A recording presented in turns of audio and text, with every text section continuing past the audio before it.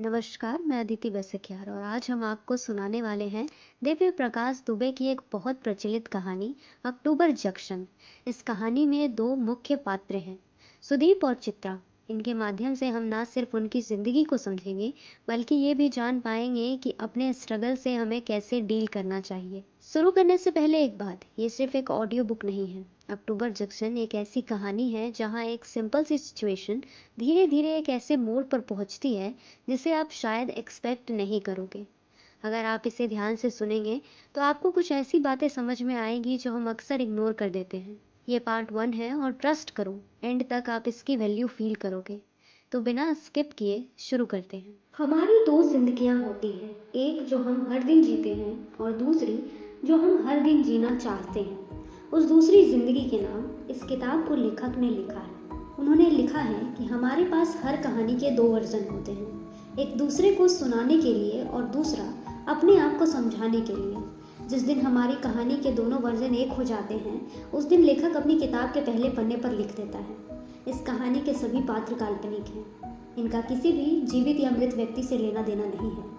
यह एक अदना सा झूठ पूरी कहानी को सच्चा बना देता है। अगर आप इस बात को ध्यान में रखकर इस कहानी में उतरेंगे तो आपके लिए आसानी होगी। सारी दुनिया दिन रात इस इंतज़ाम में है कि लोगों को कम से कम अपने अंदर झांकने की फुर्सत मिले। इस दौर में किताब पढ़ना अपने आप में बड़ा काम है। किताब का काम वही है जो पानी का एक छोटे से पौधे के लिए होता है। खुशबू और खूबसूरती पानी में नहीं होती, लेकिन हर पौधे को पानी में अपनी खुशबू ढूंढनी पड़ती है। इस किताब को ना लिखने की इतनी वजहें इकट्ठा हो गई थी कि इस किताब को लिखना पड़ा। हर बार जब किताब शुरू करता हूँ तो ऐसा लगता है कि किताब पूरी ही नहीं हो पाएगी। कभी मैं खुद से नाराज हो जाता हूँ तो कभी किताब के किरदार नाराज हो जाते हैं। महीनों कोई बात ही नहीं होती, फिर अचानक एक दिन सारे गिले शिकवे भूल कर हम एक हो जाते हैं, जैसे कभी कुछ हुआ ही ना हो। वैसे तो मैं इस कहानी और आपके बीच नहीं आना चाहता था, लेकिन कुछ कहानियाँ ऐसी होती हैं कि जिनका सिरा सही से पकड़ने के लिए लेखक को बीच में आना ही पड़ता है। कहानी में घुसने से पहले बस आप कुछ बातें जान ले तो बेहतर होगा। अक्टूबर जंक्शन का ख्याल मेरे पास मुसाफिर कैफे लिखने से पहले से था, लेकिन यह कहानी कुछ साल नाराज रही। मैं कुछ और कहानियां ढूंढता रहा, कुछ कुछ लिखता रहा और बहुत कुछ मिटाता रहा। अक्टूबर जंक्शन का ख्याल बार बार आता, लेकिन हर बार बात अधूरी छूट जाती। मुझे नहीं मालूम इतना साफ साफ लेखक को किताब के पहले पन्ने पर लिखना भी चाहिए या नहीं, लेकिन कुछ बातें लिख और बोल देना बोझ उतार देने जैसा ही होता है। मैं बहुत दिनों से ऐसी कहानी ढूंढ रहा था। ऐसी कहानी से मेरा क्या मतलब है मुझे खुद भी सही से नहीं पता। कहानियाँ लिखना ऐसे ही कुछ न कुछ ढूंढते रहना है, जहाँ आपको बस एक धुंधला सा विश्वास होता है कि ढूंढने पर शायद कुछ मिल जाए। आखिर में मुझे बस इतना समझ आया कि कुछ कहानियों को पढ़ने और लिखने का बस एक तरीका होता है कि हम उन कहानियों को जी लें। आप इस कहानी को जी पाए तो ठीक, नहीं तो इसको बुरा सपना मानकर भूल जाइएगा। समय एक दिन धीरे से अच्छी और बुरी दोनों कहानियों को मिटा देता है। बचते हैं तो कुछ लोग जो सुनी हुई कहानी को अपने हिसाब से बदल कर कहानियाँ आगे बढ़ाते रहते हैं। हर बार किताब पढ़ने के बाद लोग मुझसे पूछते हैं कि क्या वो सच्ची कहानी थी। मैं हमेशा जवाब घुमा फिरा कर देता हूँ या टाल जाता हूँ। बस एक चीज़ बता सकता हूँ कि इस कहानी के किरदार सच और सपने के बीच की छोटी सी खाली जगह में थे। बंद मुट्ठी से खुली मुट्ठी भर ही हम जिंदगी को छू पाते हैं। बस इतना ही लेखक उस कहानी को छू पाता है जिसको वो अपने मन से कागज़ पर उतारने के लिए सालों बेचैन रहता है। मुझे उम्मीद है आप अक्टूबर जंक्शन पढ़ते हुए उन्हीं रास्तों से, उन्हीं सच्चाइयों से, गलतियों से वैसे ही गुजरेंगे जैसे इनसे इस कहानी के किरदार गुजरे हैं। कहानी की शुरुआत होती है 10 अक्टूबर 2020 से, प्रेस कॉन्फ्रेंस दिल्ली। यूँ तो हिंदुस्तान में किताब का लॉन्च होना इतनी बड़ी बात नहीं है, लेकिन आने वाली किताब चित्रा पाठक की है, इसलिए दिल्ली में अच्छी खासी सरगर्मी है। चित्रा की उम्र है करीब 37 से 38 साल। उसकी पिछली 3 किताबें कुल मिलाकर 50 लाख से ऊपर बिकी हैं। जहां एक तरफ ऐसा लगता था कि किताब बेचने के मामले में चेतन भगत और असीम त्रिपाठी को कोई पीछे नहीं छोड़ पाएगा, वहीं चित्रा उनको लगातार टक्कर देने लगी है। हिंदुस्तान का कोई ऐसा लिटरेचर फेस्ट, कोई ऐसा बड़ा कॉलेज नहीं है जहां चित्रा को नहीं बुलाया जाता। चित्रा को क्या पसंद है क्या नहीं, यह पूरी दुनिया को पता है। शहर की कोई भी पार्टी बिना चित्रा के पूरी नहीं होती। हर सेकंड उसका आर्टिकल पेपर में आता है। वह तो आर्टिकल लिखकर भूल जाती है, लेकिन उसके आर्टिकल पर सोशल मीडिया में तब तक डिस्कशन होता रहता है जब तक उसका अगला आर्टिकल नहीं आ जाता। चित्रा हर 10 अक्टूबर को कुछ ना कुछ बड़ा अनाउंस करती है। चित्रा की किताब आए 1 साल से ऊपर हो गया था। कुछ महीनों से उसने आर्टिकल लिखना भी बंद कर दिया था। जिस दौरान चित्रा किताबों की दुनिया में अपनी जगह बना रही थी, उसी दौरान एक और लेखिका सुरभि परासर का नाम उभर कर आया। सुरभि परासर हिंदुस्तान की किताबों की दुनिया का एक ऐसा नाम है जिसको हर कोई जानता है। सुरभि की पहली किताब 3 पार्ट की एक सीरीज है। उस किताब के 2 पार्ट आ चुके हैं और तीसरे पार्ट का सबको इंतजार है। सुरभि का स्टाइल आजकल के सभी लेखकों से बिल्कुल अलग है। सुरभि बच्चों के लिए किताब लिखती है जिसको बच्चे से लेकर बूढ़े तक सब पढ़ते हैं। मीडिया में यह भी माना जाता है कि सुरभि ने हिंदुस्तान का अपना हैरी पॉटर क्रिएट कर दिया है। किताब के 2 पार्ट आने के बाद से बच्चों से लेकर बूढ़ों तक तीसरी किताब का बेसब्री से इंतजार कर रहे हैं। सुरभि परासर और चित्रा पाठक की हर बात एक दूसरे से अलग है, लिखने से लेकर लाइफ स्टाइल तक। कमाल की बात यह है कि सुरभि कहाँ रहती है, सुरभि की उम्र क्या है, उसने क्या पढ़ाई की है, वह रहने वाली कहाँ की है, ये किसी को भी नहीं पता। सुरभि की कोई फोटो उसकी किताब के पीछे नहीं आती, ना ही वह कोई इंटरव्यू देती है, ना ही किसी इवेंट में बोलने के लिए जाती है। जयपुर लिटरेचर फेस्टिवल में कई बार बुलाए जाने के बाद भी सुरभि ने जाने के लिए कभी हामी नहीं भरी। मीडिया में अक्सर ही खबर चलती रहती है कि कोई बड़ा राइटर सुरभि परासर के नाम से लिखता है। सुरभि की पहली ही सीरीज की तीसरी किताब का इंतजार उसके लाखों फैन कर रहे हैं। सुरभि के पब्लिशर भी सुरभि के बारे में कोई जानकारी नहीं देते। जहां एक तरफ चित्रा को लिटरेचर के क्रिटिक कोई भाव नहीं देता, वहीं सुरभि परासर क्रिटिक्स की फेवरेट राइटर है। क्योंकि सुरभि की किताबें भी लाखों में बिकती हैं, इसलिए चित्रा पाठक को सोशल मीडिया पर ट्रोल करने वाले हमेशा यही बोलते हैं कि अच्छा लिखकर भी लाखों लोगों तक पहुंचाया जा सकता है। वैसे चाहे चित्रा पाठक सुरभि परासर से ना चिढ़ती हो, लेकिन उनके फैन आपस में हिंदुस्तान पाकिस्तान का क्रिकेट मैच खेलते रहते हैं। प्रेस कॉन्फ्रेंस में थोड़ी देरी हो रही थी, लोगों में सरगर्मी बढ़ती जा रही थी। चित्रा के कुछ फैन इस उम्मीद में वहां पहुंचे हैं कि वे अपनी किताब पर ऑटोग्राफ ले सके। चित्रा अपनी टीम के साथ हॉल में पहुंची। चित्रा की हर बात किसी बड़ी हीरोइन वाली थी। उसने गॉगल पहन रखे थे, शिफॉन की साड़ी उस पर बहुत सूट करती है। उसके स्टाइल में कई औरतें साड़ी पहनने की कोशिश करती है। चित्रा के बाल छोटे हैं। चित्रा से जब कोई रिपोर्टर सवाल करता है तो वह ऐसे देखती है जैसे आदमी की आत्मा तक का एक्सरे कर लेगी। एक कोट पैंट टाई पहना हुआ 40 साल का आदमी आगे आकर लोगों को चुप करवाना शुरू करता है। अपने स्टाइल से यह आदमी चित्रा का मैनेजर लगता है। आप लोग प्लीज शांत हो जाइए। चित्रा की टेबल पर पानी की बोतल है, माइक है और एक कप में चाय रखी है। चित्रा पानी पीकर 10 सेकंड का पॉज लेती है और पूरे कमरे में एक कोने से दूसरे कोने तक देखकर बोलना शुरू करती है। इतने शॉर्ट नोटिस पर आप सभी लोगों का आने के लिए शुक्रिया। चित्रा ने बोलना शुरू ही किया था कि इतने में फिर से शोर शराबा बढ़ना शुरू हो जाता है। हर किसी के पास चित्रा के लिए अलग सवाल है। अगली किताब किस बारे में है, वह अगली छुट्टी मनाने कहाँ जाने वाली है, उसकी किताब पर कौन फिल्म बना रहा है, वह आजकल किसको पढ़ रही है, चित्रा आजकल किसको डेट कर रही है। इतने में पीछे से कुछ लड़के लड़कियों का एक ग्रुप एक साथ चिल्लाता है, Chitra we love you. Chitra का मैनेजर बीच में आकर सबको चुप रहने के लिए कहता है। चित्रा माइक को अपने पास खींच कर कहती है, मुझे आप लोगों से एक कन्फेशन करना है। चित्रा कभी कन्फेशन जैसा कमजोर शब्द बोलेगी, इस बात का यकीन कर पाना मुश्किल है। चित्रा ने जो भी किया है डंके की चोट पर किया है। हॉल में बैठे लोगों की आंखों में सवाल ही सवाल है, जिनके जवाब केवल चित्रा के पास है। चित्रा के सामने बैठे एक बुजुर्ग की आंखों में देखती है। ये बुजुर्ग चित्रा के साथ ही हॉल में आए थे। वह बुजुर्ग चित्रा की ओर देखकर हामी में अपना सर हिलाकर जैसे चित्रा को हिम्मत देते हैं। चित्रा चाय का एक सिप लेकर बोलना शुरू करती है। मैं हर 10 अक्टूबर को अपनी नई किताब के बारे में अनाउंस करती हूँ। आज भी मैं एक नई किताब के बारे में आप सबको बताने वाली हूँ, लेकिन वो किताब मेरी नहीं बल्कि सुरभि परासर की है। एक सच जो आज पहली बार दुनिया के सामने आ रहा है वह ये कि सुरभि परासर और चित्रा पाठक एक ही हैं। चित्रा के इतना बोलते ही पूरे हॉल में सन्नाटा पसर जाता है। उन बुजुर्ग ने चैन की सांस ली और अपनी पीठ कुर्सी पर पीछे टिका दी। चित्रा आगे बोलना शुरू करती है, लेकिन सुरभि परासर और चित्रा पाठक केवल किताब के पार्ट 3 में एक है। मैंने सुरभि की किताब के पहले 2 पार्ट नहीं लिखे हैं। सुरभि को कोई नहीं जानता, मैं भी नहीं जानती थी। जब मैंने यह सच बता ही दिया है तो आप लोग ये भी जान लीजिए कि मैंने केवल किताब के पार्ट 3 का आधा हिस्सा लिखा है। मैं यह भी बता देना चाहती हूँ कि सुरभि परासर नाम का कोई व्यक्ति नहीं है, बल्कि सुरभि परासर के नाम से सुदीप यादव ने सारी किताबें लिखी हैं। कमरे में फुसुर फुसुर शुरू हो जाती है, लेकिन चित्रा अपना बोलना जारी रखती है। सुदीप कौन है यह आप सब लोगों को पता है। आप थोड़ा सा जोर डालेंगे तो आपको याद आएगा कि सुदीप यादव, जिसने आज से 10 साल पहले अपनी कंपनी bookmytrip.com से धूम मचा दी थी। सुदीप के ट्विटर पर 50 लाख फॉलोवर थे। सुदीप दुनिया के वंडर अंडर 30 की लिस्ट, यानी 30 साल से कम उम्र में जो सबसे ज़्यादा प्रभावी लोग थे, उस लिस्ट में अपनी जगह बना ली थी। अपनी कंपनी के अलावा वह दूसरों के बिजनेस में इन्वेस्ट भी करता था। सुदीप यादव के साथ 1 मिनट लिफ्ट में जाने के लिए भी लोग बेचैन रहते थे। 1-2 बार उसने लिफ्ट में मिले हुए किसी लड़के के आइडिया में तुरंत इन्वेस्ट कर दिया था। क्रिकेट में जो जगह सचिन की थी, वो स्टार्टअप की दुनिया में सुदीप यादव की थी। किसी भी कॉलेज का कोई लड़का अपना स्टार्टअप शुरू करने का सपना देखता था तो वह सुदीप यादव को अपने आइडियल मानता था। देश की बड़ी से बड़ी मॉडल और हीरोइन सुदीप यादव के साथ डेट करने के लिए तैयार थी। या वही सुदीप यादव है जो सुरभि पराशर के नाम से किताब लिख रहा है। चित्रा ने इतना कहकर पानी पिया।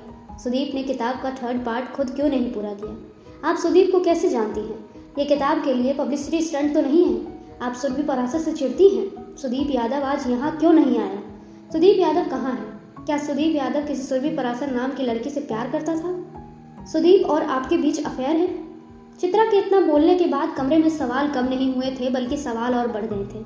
सब सवालों के जवाब केवल चित्रा के पास थे। आज जो चित्रा लोगों के सामने थी, वह अभी तक की अपनी पब्लिक अपीयरेंस से बिल्कुल अलग थी। आज बड़े से कॉन्फ्रेंस हॉल में बैठी चित्रा और 10 साल पहले की चित्रा में कोई फर्क नहीं था।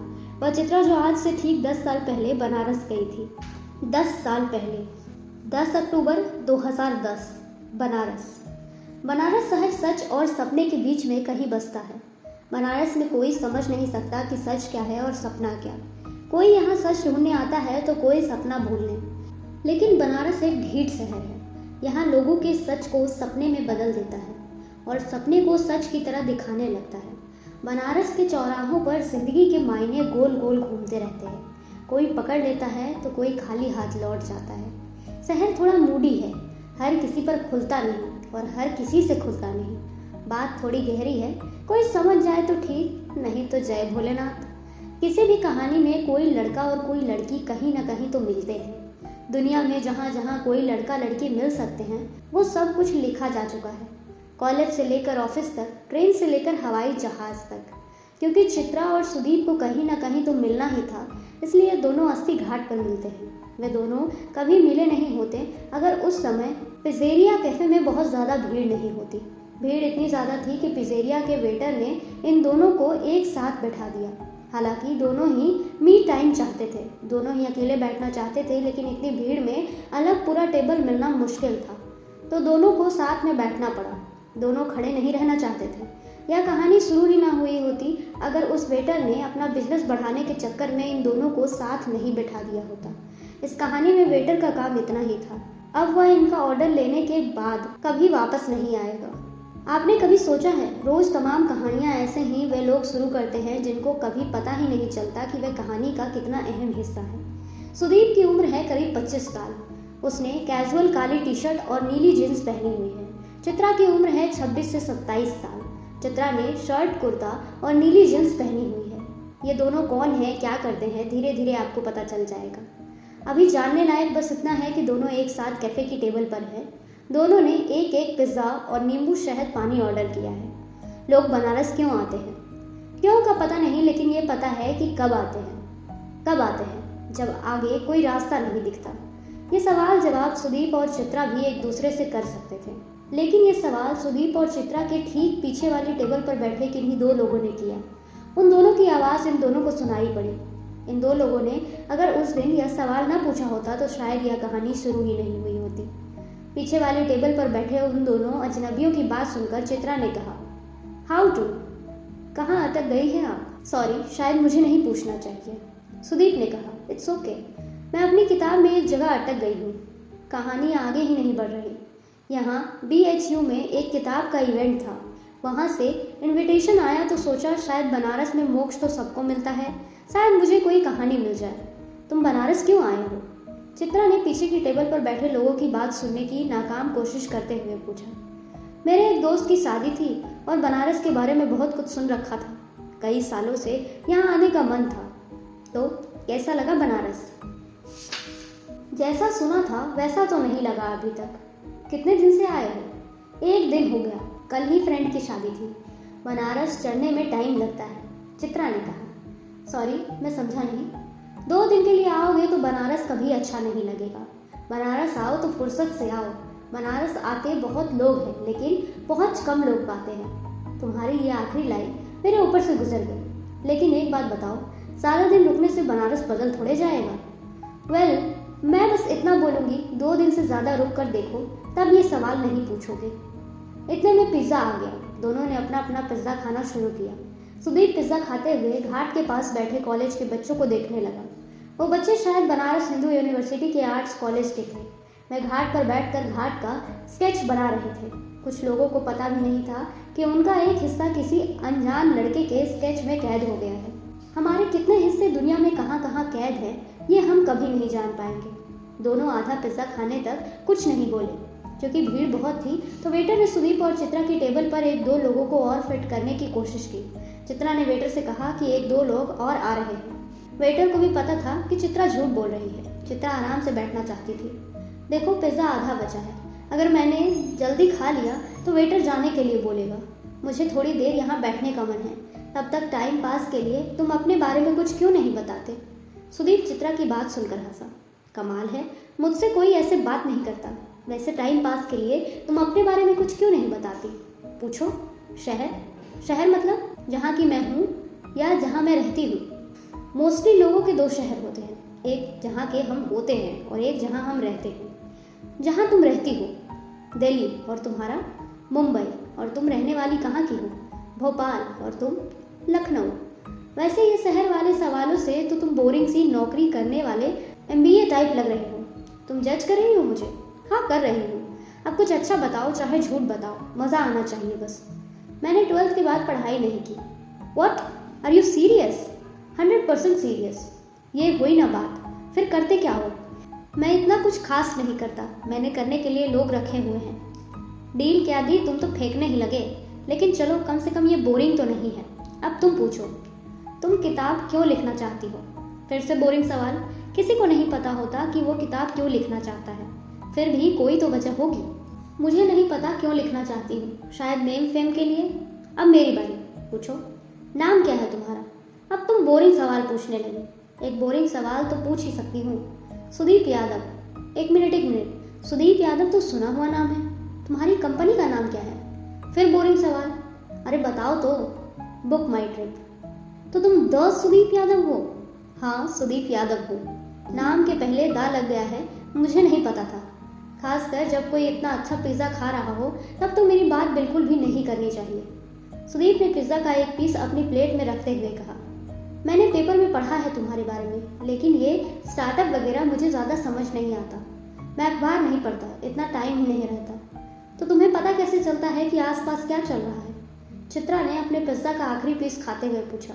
मेरी असिस्टेंट मुझे सब अखबारों में से मेरे काम की खबरों की एक रिपोर्ट बनाकर भेज देती है। तो जिस सुदीप यादव के पास बिल्कुल भी टाइम नहीं है, वो यहाँ बनारस में बैठकर आराम से पिज़्ज़ा खा रहा है और मैं उससे कोई फालतू सी बोरिंग बात कर रही हूँ। बताया ना, मैं एक दोस्त की शादी में आया था और फिर मैंने 3 दिन का ब्रेक भी ले लिया। ब्रेक किस लिए? मेरे डॉक्टर ने दवा के साथ छुट्टी भी प्रिस्क्राइब की थी। बनारस का प्लान बना तो सोचा यहाँ रुक कर देखते हैं। हुआ क्या है तुम्हें? तुम ज़्यादा ही पर्सनल नहीं हो रही? राइटर कब से जर्नलिस्ट टाइप सवाल पूछने लगे? सुदीप ने अपना पिज़्ज़ा खत्म किया। वेटर अब तक इनकी टेबल पर घात लगाए बैठा था। सॉरी, लेकिन सुदीप यादव ऐसे ही किसी टेबल पर टकरा जाए तो थोड़ा एक्साइटमेंट तो बनता है।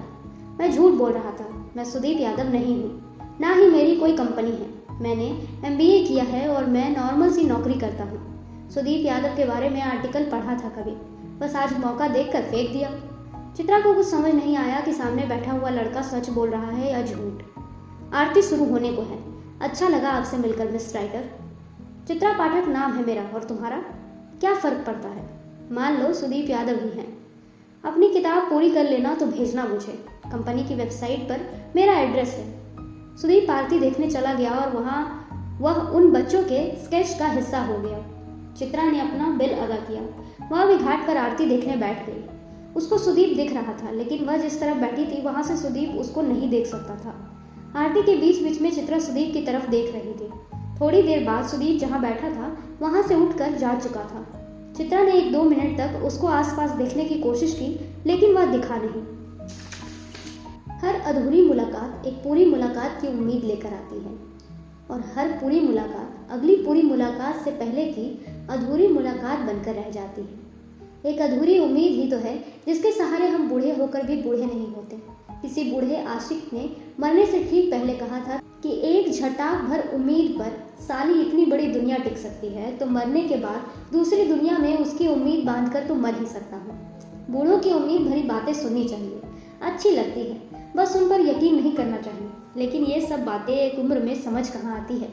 चित्रा को उम्मीद न होती तो उसने वह सब थोड़े किया होता जो उसने किया।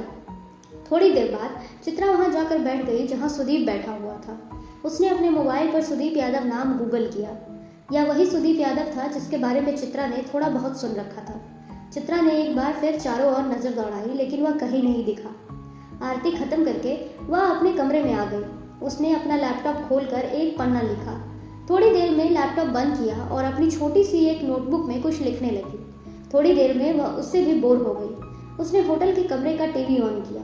टीवी पर क्या फिल्म का गाना दिल तो बच्चा है जी चल रहा था। लाइट ऑफ करके वह नहाने चली गई। जब वह नहाकर लौटी तब टीवी पर मुन्नी बदनाम हुई चल रहा था। उसने टीवी बंद किया और सोने की कोशिश करने लगी। उधर सुदीप ने ताज होटल में एंट्री करते ही रिसेप्शन पर अपने लिए अपडेट पूछा। रिसेप्शन पर खड़ी लड़की ने उसको बड़ी इज्जत से बताया कि अभिजात सर का फोन आया था। उन्होंने कहा कि ऑफिस में सब नॉर्मल है, आप आराम से अपनी छुट्टी पर हैं, कुछ भी अर्जेंट होगा तो वो आपके लिए मैसेज छोड़ देंगे। सुदीप ने रिसेप्शन वाली लड़की को सुबह वेकअप कॉल देने के लिए कहा। उसने डिनर लिया और कमरे में आकर दवा खाकर टीवी ऑन कर दिया। उसने ध्यान नहीं दिया, टीवी का वॉल्यूम बहुत तेज था और टीवी ऑन करते ही मुन्नी बदनाम हुई गाना बजना शुरू हुआ। उसने तुरंत टीवी बंद कर दिया। सुदीप ने सोने की कोशिश करते हुए आसमान में देखा। उधर चित्रा अभी तक सो चुकी थी। 9 अक्टूबर 2010 सुबह 6 बजे 80 घाट बनारस। सुदीप 80 घाट पर पहुंचकर अभी भी यह समझने की कोशिश कर रहा था कि क्यों बनारस को लेकर लोग इतना एक्साइटेड रहते हैं। यह सुबह बनारस की आम सुबह जैसी ही थी। अक्टूबर की सुबह में हल्की सी नमी थी। सुदीप ने चाय लेकर जहां तक नजर जा सकती थी वहां तक देखने की कोशिश करने लगा। वह टहलते हुए 80 से दशाश्व मेध घाट की तरफ बढ़ रहा था। बीच बीच में रुककर लोगों की बातें भी सुनने की कोशिश कर रहा था। पूरी दुनिया से आए हुए लोग बनारस में बड़ी उम्मीद से अपने जवाब का इंतजार कर रहे थे। मुंशी घाट पर कोई पंडा किसी को ऐसे समझा रहा था जैसे पूरी दुनिया का सच उसको पता हो। वह अपनी भोजपुरी छोड़कर खड़ी हिंदी और अंग्रेजी में समझाने की कोशिश कर रहा था। देखिए सर, बनारस भूकंप प्रूफ है। पूरी दुनिया में प्रलय आ जाएगी लेकिन बनारस का कोई कुछ नहीं उखाड़ पाएगा। पंडा जिनको समझा रहा था उनमें कुछ फिरंगी भी थे।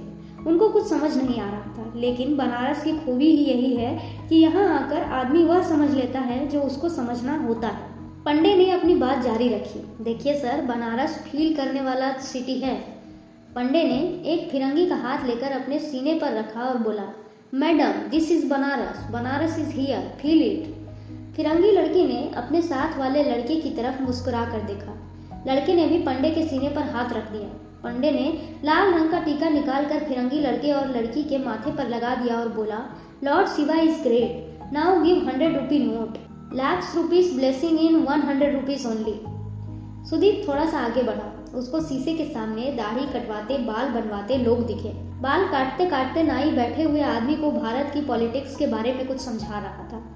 मनमोहना सोनिया के पप्पेट हो जे 2019 चुनावे बादे कांग्रेसिया प्रियंका के उतारी ता बीजेपी वाले घंटा बजावत रह जाई, राजनाथ के बस के ना हो। सुदीप के लिए ये सब बातें नई थी। वह वहीं दशाश्व मेध घाट के पास आकर बैठ गया। उसके बैठते ही उसको कुछ पंडों ने पूजा पाठ के लिए घेर लिया, लेकिन सुदीप पर उनकी बातों का असर नहीं हुआ। इतने में एक लड़का उसके पास आया और पूछा, सर माल गांजा चाहिए? एकदम A1 माल है सर। सर पास में कमरा भी है, वहीं मार लीजिएगा। एक बार माल मारेंगे सीधे भोलेनाथ से कनेक्ट हो जाएगा। सुदीप ने उस लड़के से माल खरीदा। वह लड़का सुदीप को एक कमरे में ले गया। उस कमरे में पहले से 2 फिरंगी पड़े हुए थे। कमरे में हल्का सा धुआं था। सुदीप के कमरे में घुसते ही फिरंगी बोला, बम बम बोले। जवाब में लड़के ने जवाब दिया, जय भोलेनाथ। सुदीप के लिए सिगरेट खोलकर उस लड़के ने गांजा भरा। सुदीप ने 1-2 कस लगाए। उसकी फिरंगी से बात होने लगी। पता चला कि ये दोनों गर्लफ्रेंड बॉयफ्रेंड 1 साल के लिए घूमने निकले हैं। इंडिया में ये उनका तीसरा महीना था। वे यहाँ से सीधे ऋषिकेश जाने वाले हैं। उन्होंने यह भी बताया कि 1 साल घूमने के लिए उन्होंने 2 साल तक पैसे सेव किए। अभी वे एक्सप्लोर कर रहे हैं, इसलिए वे सस्ती से सस्ती जगह रुकते हैं। फ्लाइट के बजाय बस या ट्रेन लेते हैं। सुदीप को अभी तक सिगरेट माल ने हिट नहीं किया था। थोड़ी देर में उस पर हल्का हल्का नशा चढ़ा। वह चुप हो गया। अब उसको साथ में बैठे फिरंगी की बातें तो सुनाई पड़ रही थी, लेकिन समझ कुछ नहीं आ रहा था। वह उस कमरे में करीब 3 घंटे पड़ा रहा। जब वह कमरे से निकला तो पहले से बहुत हल्का महसूस कर रहा था। बहुत दिनों बाद ऐसा हुआ था कि उसे कुछ पता ही नहीं चला, वरना वह हमेशा कुछ न कुछ सोचता ही रहता था। वह कमरा इतनी गलियों से होकर जाता था कि उसको पता ही नहीं था कि घाट के किस हिस्से में है। लोगों से पूछकर वह किसी तरह बाहर निकला। उसको बहुत जोर से भूख लग रही थी। गली से निकलते हुए कचौरी की एक दुकान दिखी जहां बहुत भीड़ लगी हुई थी। वहां एक बाप अपने बेटे को लेकर आया हुआ था। यह देखकर सुदीप रुका, कचौरी खाई और गली से बाहर निकलते ही उसने एक पीसीओ ढूंढकर अपने पापा का नंबर डायल किया। हालांकि पीसीओ ढूंढने के लिए उसको अच्छा खासा घूमना पड़ा, क्योंकि सबके पास मोबाइल होने की वजह से पीसीओ का बिजनेस बहुत बचा नहीं था। पापा से कुल बात हुई 2 रुपए की, लेकिन सुदीप के पास 100 रुपए का नोट था। पीसीओ पर आंटी बैठी थी। वह 100 रुपए का नोट देखकर नाराज हो गई। सुदीप ने उनसे कहा कि वह छुट्टे पैसे ला रहा है, तब तक आप 100 रुपए रख लीजिए। सुदीप ने छुट्टे कराने की कोशिश नहीं की। वह अपने होटल वापस लौट गया। होटल पहुंचकर उसको बहुत अच्छी नींद आई। उसकी नींद करीब 5 बजे खुली। 9 अक्टूबर 2010 शाम 6 बजे 80 घाट बनारस। सुदीप जब घाट पर पहुंचा तो चित्रा वहां पहले से बैठी हुई थी। सुदीप चित्रा के पड़ोस में जाकर बैठ गया और बोला, एक बोरिंग सा सवाल पूछूं? चित्रा उसको देखकर हल्का सा चौंकी और बोली, ओह द सुदीप यादव जी, सवाल बाद में, ये बताओ चाय पियोगे? अभी तक कुल्हड़ वाली चाय पिए या नहीं? हाँ सुबह पी थी, एक और पियो। तुम भी क्या याद करोगे? चित्रा ने अपना हाथ आगे बढ़ा दिया। दुनिया में आने के बाद दोनों ने पहली बार एक दूसरे को छुआ था। अगर ये लव स्टोरी होती तो इस पल को यही फ्रीज हो जाना चाहिए था, लेकिन ऐसा कुछ हुआ नहीं। तो कैसा लग रहा है बनारस तुम्हें? चित्रा ने पूछा। कल से अच्छा लगा आज। मैं पिछले 6 दिन से यहाँ हूँ। रोज इसी टाइम 80 घाट पर बैठती हूँ। शुरू में 3 दिन तो बहुत बोर हुई, लेकिन चौथे दिन से लगने लगा कि सब कुछ रुका हुआ है यहाँ। ऐसा लगने लगा कि कई साल से यहाँ हूँ। वैसे तुम्हारा बोरिंग सवाल क्या था? चित्रा ने कुल्हड़ से चाय की चुस्की लेते हुए पूछा। भूल गया। कोई बात नहीं, कोई और बोरिंग चीज पूछ लो। चित्रा ने एक चुस्की बाकायदा सुड़क कर पीते हुए कहा और दोबारा बोली, कुल्हड़ वाली चाय हो तो मजा सुड़क कर पीने में ही आता है। मेरा बोरिंग सवाल ये था कि कहानी मिली तुमको? अभी तो नहीं। अब तक दोनों सुड़क सुड़क कर चाय पी चुके थे। घाट पर आरती की तैयारी शुरू हो चुकी थी। घाट पर बैठे सुदीप ने पूछा, वैसे तुमको यह तो नहीं लग रहा है कि मैं चेप हो रहा हूँ? अगर तुमको अकेले में अपनी कहानी ढूंढना हो तो तुम प्लीज, अगर ऐसा लगेगा तो बोल दूंगी, डोंट वरी। वैसे एक बात बताओ, जिस तरह के हाई प्रोफाइल टाइप हो तुमने टेबल पर बात शुरू क्यों की? तुम चाहते तो आराम से अवॉइड कर सकते थे। तुम बुरा मान जाओगी। नहीं मानूंगी। अब बताओ, आपके हाथ में ये जो मुराकामी की किताब है ना, इसीलिए। तुम्हें भी ये जापानी लेखक पसंद है? मैंने अभी तक इनकी बस एक किताब पढ़ी है, what we talk about when we talk about running. मुझे बड़ा सही लगा था पढ़कर कि कैसे 32 साल की उम्र में इसने अपना कैफे बंद करके फुल टाइम लिखने का फैसला लिया। मुझे यह चीज़ बहुत सही लगती है कि कुछ साल लगाकर आप कोई चीज़ बनाओ और एकाएक उसे हमेशा के लिए छोड़ दो, वो भी किसी ऐसे रास्ते के लिए जिसकी मंजिल का कोई ठिकाना ना हो। तुम अपनी कंपनी छोड़कर ऐसे ही फिर शुरू से शुरू कर सकते हो। पता नहीं, लेकिन एक चीज़ है कि मैं 35 की उम्र तक रिटायर होना चाहता हूँ। कायदे से चित्रा और सुदीप को घाट पर बैठकर बहुत सारी बातें करनी चाहिए थी, लेकिन ऐसा कुछ हुआ नहीं। वो सवाल जो हम एक दूसरे से पूछ रहे होते हैं, वो असल में हम अपने आप से पूछ रहे होते हैं। दोनों ने कुछ सवाल एक दूसरे से पूछे और दोनों ने एक दूसरे के वही जवाब सुने जो वे सुनना चाहते थे। आरती देखते हुए दोनों शांत हो गए। करीब घंटा भर दोनों चुपचाप बैठे रहे। वे आरती वाली जगह से थोड़ा सा आगे बैठे हुए थे। उनके पैर गंगा की गीली रेत को छू रहे थे। जितना हिस्सा गीला हो रहा था उतना हिस्सा नदी होता जा रहा था। कोई साथ बैठा हो, चुपचाप हो और चुप्पी अखर ना रही हो, ऐसी सामें कभी कभार आती है। जब कोई जल्दबाजी ना हो कि कुछ ना कुछ बोलते रहना है, वरना तो अक्सर ही दिमाग पर प्रेशर होता है कि बातों को थमने ना दे। वह बड़ी अच्छी बातें करता है या वह बड़ी अच्छी बातें करती है के बजाय कभी कोई यह क्यों नहीं बोलता कि उसके साथ बैठकर चुप रहना अच्छा लगता है। किसी के साथ बैठकर चुप हो जाना और इस दुनिया को रत्ती भर भी बदलने की कोई भी कोशिश ना करना ही तो प्यार है। करीब 9 बजे जब सुदीप ने उठकर चलने का सोचा तो देखा कि चित्रा की आंखों में आंसू है। सुदीप को आंसू के बारे में पूछना ठीक नहीं लगा। चित्रा को पता चल चुका था कि सुदीप ने उसके आंसू देख लिए हैं। मैं चला जाता हूँ अगर तुमको रोना हो तो। हाँ, बहुत अच्छा लगा तुमसे मिलकर। ये मेरा कार्ड है, मैं परसों तक यहाँ रुक रहा हूँ। कल तो सारनाथ जाऊँगा। अगर तब तक हो तो मिलते हैं। मेरा मोबाइल बंद रहेगा इसलिए मैंने अपने होटल का नंबर लिख दिया है। सुदीप वहाँ से चला गया। चित्रा ने उसको पलट कर नहीं देखा। सुदीप ने पलट कर चित्रा को देखा। अगले दिन सुदीप अपने प्रोग्राम के हिसाब से सारनाथ घूमा। वह बनारस क्यों आया था, इसकी सही वजह यह थी कि वह आजकल अपने बिजनेस को आगे बढ़ाने को लेकर बहुत पैनिक करने लगा था। वह आजकल एंटी डिप्रेशन दवाइयाँ ले रहा था। उसको एक डॉक्टर ने सलाह दी थी कि कुछ दिन वह अपने आप को इस दुनिया से एकदम काट ले। सुदीप के बारे में कुछ बताता चलूँ कि सुदीप ने किसी IIT का या IIS से पढ़ाई नहीं की थी, बल्कि वो 12वीं क्लास तक ही पढ़ा था, ग्रेजुएट भी नहीं था। सुदीप बचपन से मैथ्स में बहुत अच्छा था। ओलंपियाड में भी बहुत अच्छा परफॉर्म किया था। उसको मैथ्स के नंबर ऐसे समझ आते थे जैसे कि नंबर ना होकर लोग हों, जिनकी शक्ल वह पहचानता हो। सुदीप को अखबार में आने वाले कंपनी के शेयर प्राइस याद हो जाते थे। वह शेयर वाले पन्ने को घंटों पढ़ता था। धीरे धीरे उसका शेयर में इतना इंटरेस्ट बढ़ गया कि दलाल स्ट्रीट नाम की मैगजीन लखनऊ में सबसे पहले खरीद कर पढ़ लेता था। जितना भी कुछ ऑनलाइन मिलता वह सब कुछ पढ़ जाता। वह शेयर मार्केट में बिना पैसे लगाए भी इसको गेम की तरह खेलता कि अगर उसने इतने पैसे लगाए होते तो कितना हो जाता। उसने अपने दोस्तों से पैसे उधार लेकर मार्केट में पैसे लगाना शुरू किया और धीरे धीरे इस खेल का बड़ा खिलाड़ी हो गया। 12th के बाद तो 2 साल तक वह IIT JEE की तैयारी का बहाना बनाकर शेयर में खेलता रहा। उसने यह सब इतना चुपचाप किया कि घर पर किसी को पता नहीं चला। उन 2 सालों में एक ऐसा पॉइंट आया कि उसको लगा कि किसी भी कॉलेज जाकर वह अपना टाइम बर्बाद करेगा। वह आगे पढ़ाई करके अपना टाइम वेस्ट नहीं करना चाहता था। जैसे ही यह बात उसने अपने घर पर रखी, उसके पापा ने उससे बात करना बंद कर दिया। सुदीप को शेयर का इतना चस्का था कि उसको लगा कि लखनऊ में रहकर वह आगे नहीं बढ़ पाएगा। वह घर वालों को नाराज छोड़कर मुंबई चला गया। जिस समय उसके दोस्त कुछ लाख रुपए के सालाना पैकेज की नौकरी के इंटरव्यू दे रहे थे, उस समय तक सुदीप कई कंपनियों में शेयर इन्वेस्ट करके करोड़ों रुपए कमा चुका था। उसने जो कुछ भी बनाया था उसके लिए दिन रात कोई मेहनत नहीं की थी। एक समय के बाद वह शेयर मार्केट से पैसे कमाने से भी बोर हो गया था। वह अपना सारा ध्यान कहीं एक जगह लगाना चाहता था। उसने अपनी सेविंग के पैसे से बुक माई ट्रिप नाम की कंपनी शुरू कर दी। साल 2008 में जब दुनिया भर में कई कंपनियां बंद हुई, उसी दौरान शेयर मार्केट क्रैश कर जाने से सुदीप को करोड़ों रुपए का नुकसान हुआ। उसने ज्यादातर पैसे ऐसी कंपनियों में लगाया था जो क्रैश में बिल्कुल बंद होने के कगार पर चली गई थी। ले देकर बुक माई ट्रिप नाम की कंपनी में उसका मन लगता था, इसलिए अभी बस उसी पर फोकस कर रहा था। अगर वह यह एक कंपनी को अगले 2-3 साल चला ले गया तो वह अपने नुकसान की भरपाई कर पाएगा। उसको पहले से दिखता था कि पूरी दुनिया और हिंदुस्तान में लोगों का ट्रैवल को लेकर उत्साह बढ़ने वाला है। आने वाले कल में लोग साल भर पैसे इसलिए बचाएंगे कि वे खूब घूम पाए। खैर, यह तो हुआ सुदीप के बारे में। अब कहानी पर लौटते हैं। अपने होटल का नंबर देने के बाद सुदीप को थोड़ी बहुत उम्मीद थी कि शायद चित्रा का कॉल आए।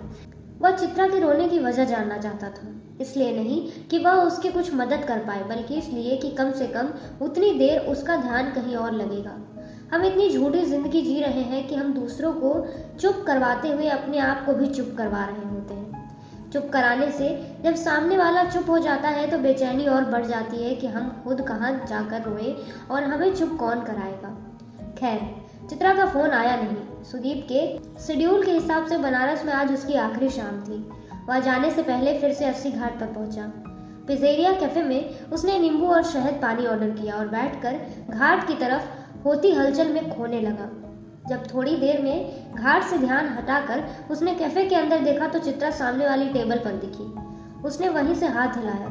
चित्रा ने उसको देखा और हाथ हिलाया। सुदीप वहां से उठकर चित्रा की टेबल पर पहुंचा और बैठने से पहले पूछा, क्या मैं यहाँ बैठ सकता हूँ? जरूर, पूरा कैफे खाली है वैसे। यह बोलकर चित्रा हंस दी। उसकी हंसी फैलकर सामने ठहरी हुई गंगा में शाम के साथ घुल गई। तो कैसा रहा तुम्हारा ब्रेक? ठीक ठाक। तुम्हारा रोना पूरा हो गया? हाँ, पूरा हो ही गया। मैं कल जा रही हूँ। मैं भी। किताब पूरी करना तो मुझे भेजना। जरूर। तुम क्यों रो रहे थे उस दिन घाट पर? मैं कहाँ रो रहा था?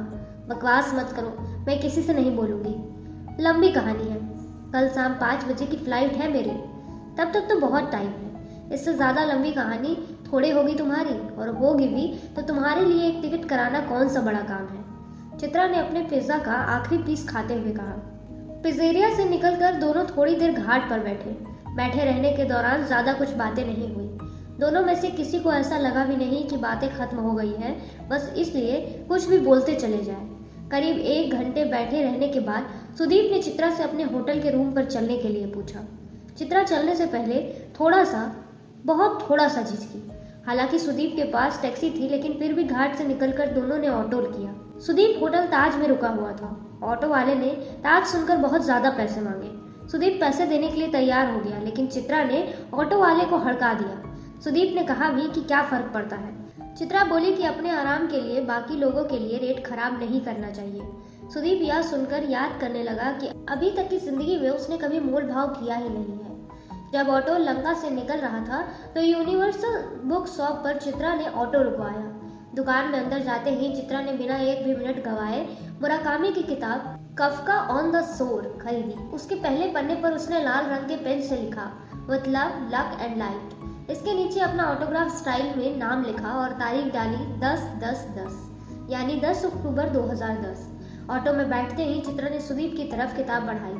सुदीप ने किताब को उल्टा पलटा और कहा, मेरी लाइब्रेरी में मुराकामी की सारी किताबें हैं। तुम ये वाली रख लो, अपनी लाइब्रेरी वाली तुम मुझे भेज देना।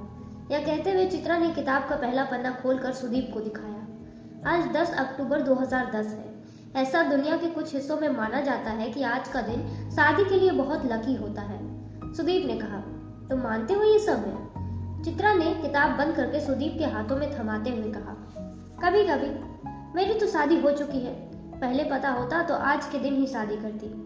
चित्रा ने ऑटो वाले को चलने के लिए इशारा करते हुए कहा। सुदीप को शादी वाली बात से जितना चौंकना चाहिए था उससे थोड़ा सा कम चौंका। यहाँ पर चित्रा के बारे में यह बताना जरूरी हो जाता है कि चित्रा ने आधी बात ही बताई सुदीप को कि उसकी शादी हो चुकी है। चित्रा का शादी के बाद डिवोर्स हो चुका था, वो भी 2 साल पहले। वह बनारस किसी किताब के इवेंट के लिए नहीं आई थी, बल्कि अपनी मैरिज एनिवर्सरी के दिन वह उस शहर में नहीं रह पाती थी। पति सही में कोई बुरा नहीं था उसका, बस कुछ लोगों के साथ नहीं मामला सेट हो पाता तो नहीं हुआ। चित्रा और उसका पति दोनों कॉलेज में साथ थे। उनकी लव मैरिज हुई थी। चित्रा ने एक नॉर्मल सॉफ्टवेयर कंपनी में 2 साल नौकरी भी की थी। अब वैसे भी दुनिया में डिवोर्स होना कोई ऐसी बड़ी बात नहीं है। डिवोर्स ना होना ज्यादा बड़ी बात है। चित्रा बचपन से भी कुछ ना कुछ लिखने की शौकीन थी। चित्रा का कोई भी ऐसा दोस्त नहीं था जिसके साथ उसके संबंध अच्छे रहे हो।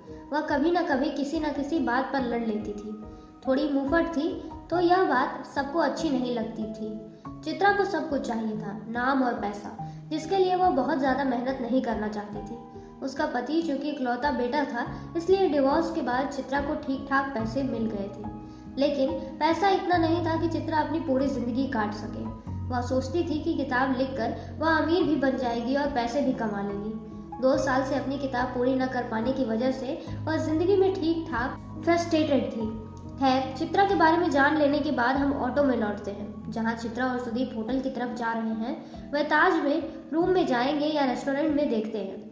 लेकिन उससे पहले ऑटो वाले ने मनोज तिवारी का गाना बदलकर लग जा गले की फिर ये हंसी रात हो ना हो चला दिया।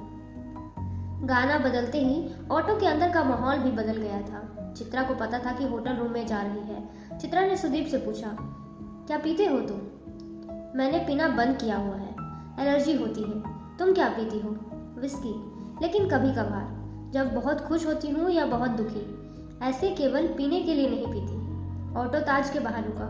चित्रा ने फटाफट अपने पर्स से निकाल कर पैसे दिए। सुदीप ने पैसे देने के लिए अपनी जेब टटोली, लेकिन तब तक चित्रा ने पैसे दे दिए थे। उसको जेब टटोलते देख चित्रा ने बोला कि वह बाद में कभी कहीं कॉफी पिला दे, हिसाब बराबर हो जाएगा। दोनों होटल के अंदर घुसे। गेट पर खड़ी सिक्योरिटी ने दोनों को थोड़ी अजीब नजरों से देखा। सुदीप ने पूछा भी कि हम लोग रेस्टोरेंट में भी बैठ सकते हैं। चित्रा ने ही कहा कि आराम से रूम में बैठते हैं। सुदीप को थोड़ा सा अजीब लग रहा था। अजीब नहीं लगता अगर उसको पता न होता कि चित्रा की शादी हो चुकी है। ऐसे तो लड़कियों के साथ रुकना सुदीप के लिए कुछ नया नहीं था। वैसे भी बहुत सी लड़कियां उसको मिलती थी, वह उससे ज़्यादा उसके पैसे में इंटरेस्टेड थी। यह बात सुदीप को भी अच्छे से पता थी। सुदीप के लिए लड़कियों के साथ सोना या रुकना ऐसा कोई लाइफ का बड़ा सवाल नहीं था जिसके बारे में उसे एक सेकंड भी सोचना पड़े। कमरे में जाते ही चित्रा ने टीवी ऑन कर दिया। सुदीप वॉशरूम में मुंह हाथ धोने चला गया। शीशे के सामने उसने अपने आप को थोड़ी देर तक देखा। वह कुछ नहीं सोच पा रहा था। जब वह वॉशरूम से लौटा तो चित्रा आराम से बिस्तर पर टेक लगाकर पसर चुकी थी। सुदीप ने पूछा, क्या क्या ऑर्डर करना है? बस कुछ खाने का कर दो, दारू है मेरे पास। यह कहते हुए चित्रा ने अपने बैग की तरफ इशारा किया। क्या बात है, दारू बैग में लेकर चलती हो? अरे नहीं, आज बहुत अच्छा दिन है इसलिए सोचा था कि आज पी जाएगी। ऐसा क्या है आज? कहानी का एंड मिल गया। वैसे भी अकेले पीती बैठकर इससे अच्छा है कंपनी मिल गई, लेकिन मैं तो पीऊंगा नहीं, मुझे एलर्जी होती है। ऐसा है, एलर्जी की दवा भी है मेरे पास, दारू पी लो फिर खा लेना, एक दिन में ऐसा कुछ नहीं हो जाएगा। चित्रा ने इतना कहने के बाद सुदीप पर थोड़ा सा भी जोर नहीं डाला। जोर डाला होता तो वह शायद नहीं पीता, लेकिन चित्रा ने इस स्टाइल में पूछा कि सुदीप के मना करने का सवाल ही नहीं उठता था। अगले 5 मिनट में दोनों पहला चेयर्स कर चुके थे। Cheers to your book, Sudeep बोला। तो आप बताओ, उस दिन तुम क्यों रो रहे थे? तुम्हें गलतफहमी हुई है, मैं कहाँ रो रहा था।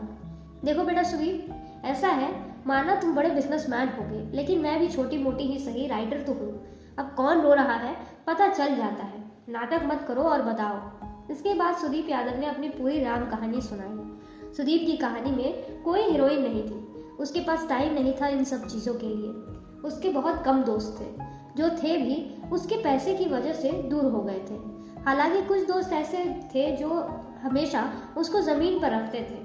जब भी उसको लगने लगता था कि उसने ज़िंदगी में बहुत नाम और पैसा कमा लिया है, तो वह अपने सबसे करीबी दोस्तों के पास जाता और उसको बोलता था कि वह उसे गाली दे। सुदीप को पता था कि आसमान में है, लेकिन वह एक पाँव जमीन पर रखना चाहता था। इसलिए वह बड़ी बड़ी पार्टी में बोर होता था, क्योंकि 99% लोग जो उससे मिलते थे उसको अपना आइडिया बेचना चाहते थे। वह अब तक एक भी बिजनेस पर टिका नहीं था। इसलिए 2008 के शेयर मार्केट क्रैश के बाद वह बस अपनी वेबसाइट बुक माई ट्रिप को दुनिया की सबसे बड़ी वेबसाइट बनाना चाहता था। वह एक जगह फोकस करना चाहता था। उसको लगता था कि हर कंपनी बस उसने खरीदी बेची है। खुद कभी लगकर कोई ऐसी कंपनी खड़ी नहीं की जो भारत की सबसे बड़ी कंपनियों में से एक हो जाए। सुदीप अपने आप को ये प्रूव करना चाहता था। 2008 में अमेरिका में बड़े बैंक बंद हो रहे थे। इस चक्कर में पूरी दुनिया की हर इकोनॉमी पर उसका असर पड़ा था। लोगों ने ट्रैवल कम कर दिया था। अभी ऑनलाइन पेमेंट करने में लोगों को उतना भरोसा नहीं था, इसलिए भी सुदीप की वेबसाइट का ट्रैफिक नहीं बढ़ रहा था। उसकी कंपनी की वैल्यू करोड़ों में थी। उसको कुछ लोग पैसे देकर उसकी कंपनी में शेयर लेना चाहते थे, लेकिन सुदीप को लगता था कि अगर बाहर से पैसे लगा तो उसको बाहर वालों की बात को भी सुनना पड़ेगा। दिक्कत यह थी कि अभी सुदीप का बिजनेस जिस स्टेज में था, वहाँ बिना और पैसे डाले बिजनेस आगे बढ़ नहीं सकता था। मैं बनारस इसलिए ही आया था कि शांति से बैठकर सोच पाऊँ कि मुझे अपने शेयर बेचने हैं कि नहीं। सुदीप ने शाम को तीसरा पैक खत्म करते हुए बताया। क्या सोचा है तुमने? मन तो नहीं है, लेकिन आगे बिजनेस एक्सपैंड करने के लिए बहुत पैसे चाहिए, वो बिना शेयर बेचे आएंगे नहीं। इतनी बातचीत में बात 4 पैक तक आ चुकी थी। सुदीप ने उठकर सामने शीशे से पर्दा हटा दिया। होटल के कमरे से अक्सर शहर झिलमिलाते हुए सुंदर दिखता है। सुदीप 5 मिनट तक कमरे की खिड़की से बाहर सड़क पर और आसमान में देखता रहा। सुदीप जब पर्दा हटाकर घूमा तो न केवल उसकी आंखों में बल्कि गालों पर भी आंसू थे। चित्रा ने बढ़कर उसको गले लगाने का सोचा, लेकिन लगाया नहीं। हालांकि यह वो मोमेंट था जब चित्रा सुदीप के पास आ सकती थी, उसको कुछ पूछ सकती थी, बता सकती थी, वह गले लगा सकती थी, उसको समझा सकती थी कि कोई बात नहीं, सब एक दिन ठीक हो जाएगा, सब कुछ एक दिन ठीक हो जाएगा। इस उम्मीद पर एक नहीं, न जाने कितनी दुनिया चल रही होगी। चित्रा वही बेड के पास पड़े टॉवल को उठाकर सुदीप को दे सकती थी, लेकिन ऐसा कुछ भी नहीं हुआ। चित्रा ने एक बार फिर सुदीप को गले लगाने का सोचा और तौलिया उठाकर आगे कर दिया। सुदीप ने तौलिए से अपना चेहरा ढक लिया। सुदीप ने अगर अपने चेहरे को ढका नहीं होता तो चित्रा कभी उसे गले लगाने की हिम्मत नहीं कर पाती। चित्रा ने सुदीप को गले लगा लिया। सुदीप और चित्रा एक दूसरे को गले लगाए वैसे ही कुछ देर खड़े रहे। हम कुछ काम क्यों नहीं करते और एकदम वही काम क्यों कर लेते हैं, इसकी कोई ठोस वजह कभी किसी को पता नहीं चलती। एकदम हमारे अंदर वह कौन है जो बोल देता है कि रुको मत, आगे बढ़ो, कुछ नहीं होगा। हमारे अंदर वह कौन है जिसको हम बिल्कुल भी नहीं जानते। इसलिए शायद कहा जाता है कि हमारे साथ में कुछ भी नहीं है। हम सब लोग पहले से प्रोग्राम किए हुए वीडियो गेम का हिस्सा है, जो चाहे गेम जीते या हारे, एक दिन बोर होकर कोई हमारी पावर सप्लाई बंद कर देगा। इसके बाद बहुत देर तक सुदीप चुप नहीं हुआ। वह फफक फफक कर बच्चों जैसा रोता रहा। आसपास देखकर पता ही नहीं चलता कौन कितने आंसू लेकर भटक रहा है। हमें सामने वाले का सब कुछ पता होता है, बस आंसुओं का हिसाब किताब कोई करता ही नहीं। दुनिया आंसुओं का हिसाब किताब कर लेती तो जीना थोड़ा आसान हो जाता। चित्रा ने सुदीप को चुप करवाने की बिल्कुल भी कोशिश नहीं की। चित्रा की आंखों में भी आंसू थे, लेकिन वह जोर से रोना नहीं चाहती थी। सुदीप के रोने की वजह से चित्रा का गला भी भीग चुका था। रोते हुए सुदीप की नाक वैसे ही बह रही थी जैसे सबकी बहती है। सुदीप को रोने के कुछ देर बाद एहसास हुआ कि वह ऐसे रो क्यों रहा है। कहानी में हीरो के रोने से कहानी कमजोर पड़ती है। मैंने पहले ही बता दिया था कि इस कहानी के हीरो में वो सारी कमियां हैं जो सब में होती है। वह अपनी जिंदगी में सब कुछ ठीक होने के बाद भी परेशान है। सुदीप अगर यहाँ नहीं रोता तो यह चित्रा उसे गले ना लगाती। चित्रा अगर उसे गले ना लगाती तो उसके गले से लेकर उसका टॉप तक नहीं भीगता।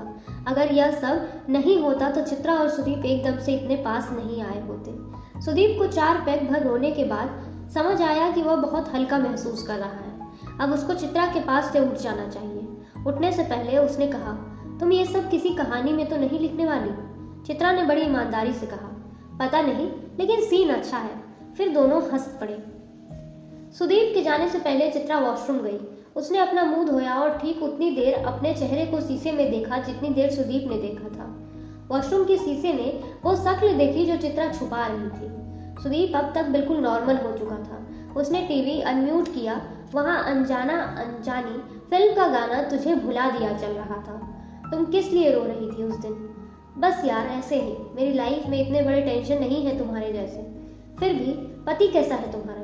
बहुत अच्छा था मतलब 2 साल पहले डिवोर्स हो चुका है। डिवोर्स हो चुका है?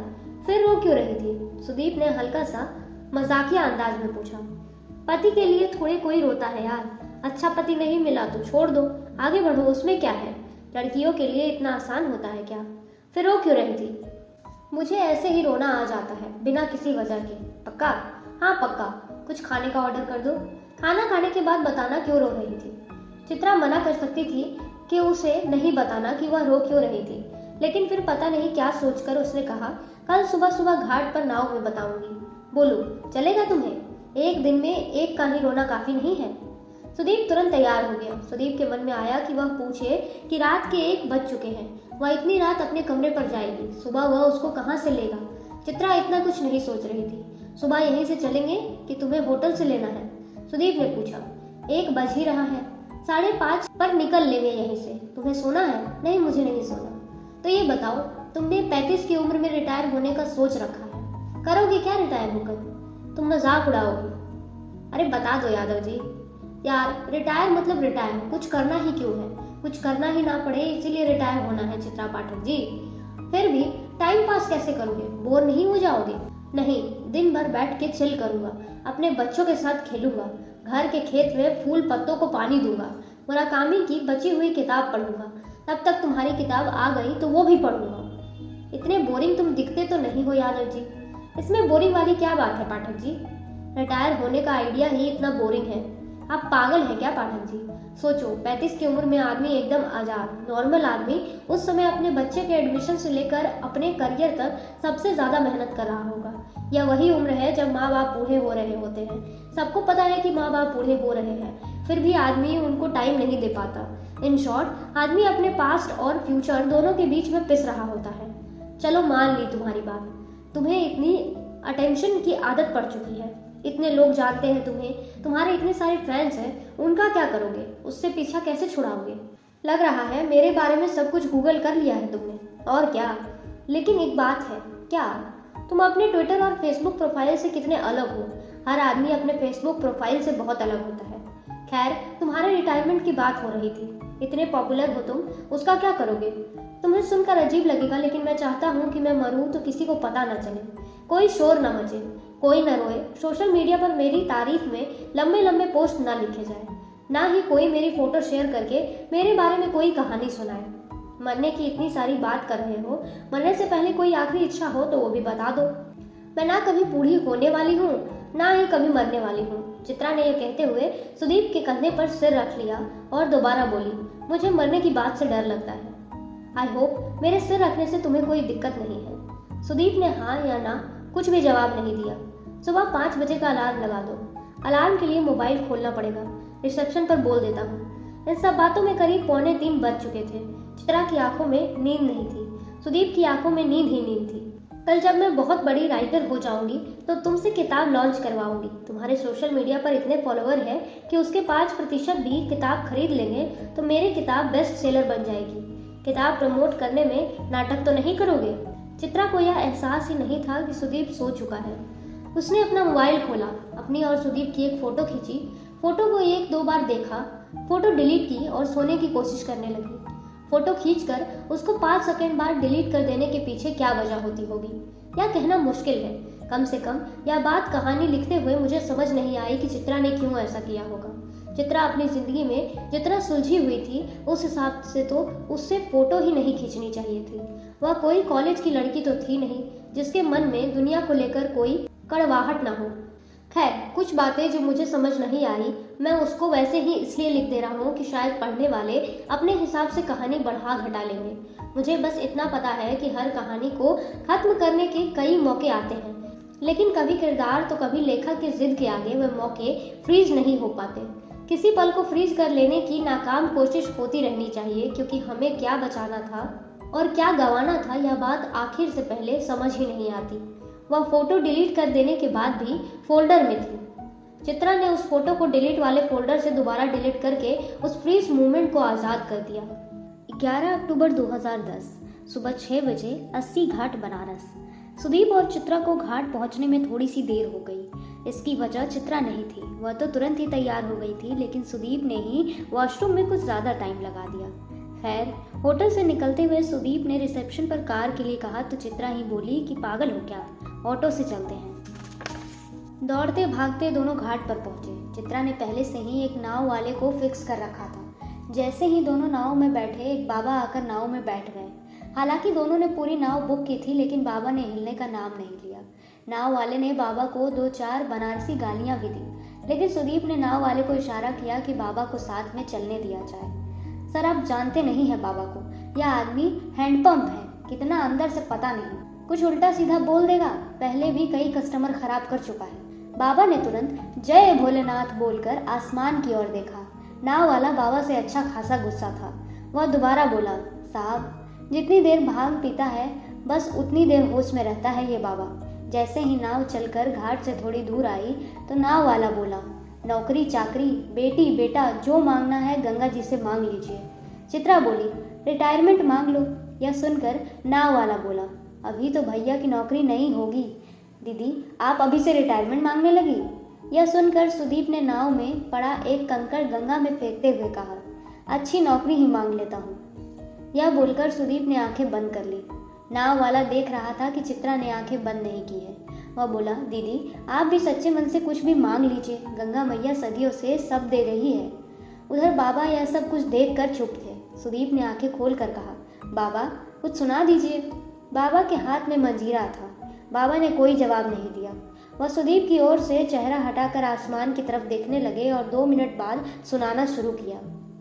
सब ठाठ पड़ा रह जावेगा, जब लाद चलेगा बंजारा, ये धूम धड़ाका साथ लिए क्यों फिरता है जंगल जंगल, एक तिनका साथ न लावेगा, मौकूफ हुआ अब अन्न और जल, घर बार अटारी चौपारे, क्या खासा तनसुख है मसलन, क्या चिलमन पर्दे फर्श नए, क्या लाल पलंग और रंग महल, सब ठाठ पड़ा रह जावेगा जब लाल चलेगा बंजारा। बाबा सुनाते हुए बिल्कुल ऐसे मग्न हो गए थे जैसे भोले बाबा से सीधा कनेक्ट हो गया हो। बाबा सुनाने के बाद जब चुप हुए तब चित्रा ने पूछा, बाबा आप जो सुना रहे थे वह कबीर दास का है ना? बाबा गुस्सा होते हुए बोले, नज़ीर अकबराबादी नाम का बड़ा शायर हुआ था बेटी, वो भी कबीर था। तुझमें मुझमें इस लड़के में सबके अंदर कबीर है। इसके बाद बाबा बहुत दूर तक कुछ न कुछ गाते रहे, लेकिन सुदीप को सब ठाठ पड़ा रह जावेगा जब लाद चलेगा बंजारा वाली लाइन चिपक गई। बाबा को नदी के पार रामनगर महल की तरफ जाना था। बाबा नदी की दूसरी तरफ उतर गए। बाबा जब नाव से उतर कर जा रहे थे तो सुदीप ने उनको वापस बुलाया। उसकी जेब में करीब 7,000 रुपए कैश था। उसने सब उठाकर बाबा के हाथ में रख दिए। बाबा ने मजीरा बजाया और सुदीप के कान के पास आकर धीरे से बोले, जय भोलेनाथ, परेशान मत हो, जितना लुटाएगा उतना ही आनंद आएगा। तो कबीर है कबीर। सुदीप ने और भी कुछ सवाल पूछना चाहा, लेकिन बाबा ने कोई जवाब नहीं दिया। बस नदी के पास से मुट्ठी भर रेत उड़ाकर हवा में छोड़ दी। रेत कुछ देर तक उड़ती हुई नीचे रेत में जाकर मिल गई। नीचे पड़ी हुई रेत को देखकर यह पहचानना मुश्किल था कि हवा से उड़कर कौन सी रेत गिरी थी। बाबा धीरे धीरे चलते हुए नजरों से ओझल हो गए। हवा में रेत के मिलने और फिर से रेत में मिल जाने के हजारों मतलब हो सकते हैं। जैसे कि हर आदमी एक दिन रेत ही बन जाएगा, रेत जिसमें बैठकर लोग जिंदगी के बारे में बातें करेंगे। सुदीप को अपना मतलब तब भी नहीं मिला था। नाव वाला बोला, क्या सर, ये बाबा कुछ भी बोलता है, आपको इतने पैसे नहीं देने चाहिए थे। सुदीप कुछ नहीं बोला। चित्रा ने भी यही बात कही, तुम पागल हो क्या, कोई पैसे ऐसे उड़ाता है, इससे अच्छा तो किसी अनाथालय में पैसे दे देते। चित्रा यार प्लीज। सुदीप ने चित्रा को चुप रहने का इशारा किया। इसके बाद चित्रा ने कुछ भी बोलना ठीक नहीं समझा।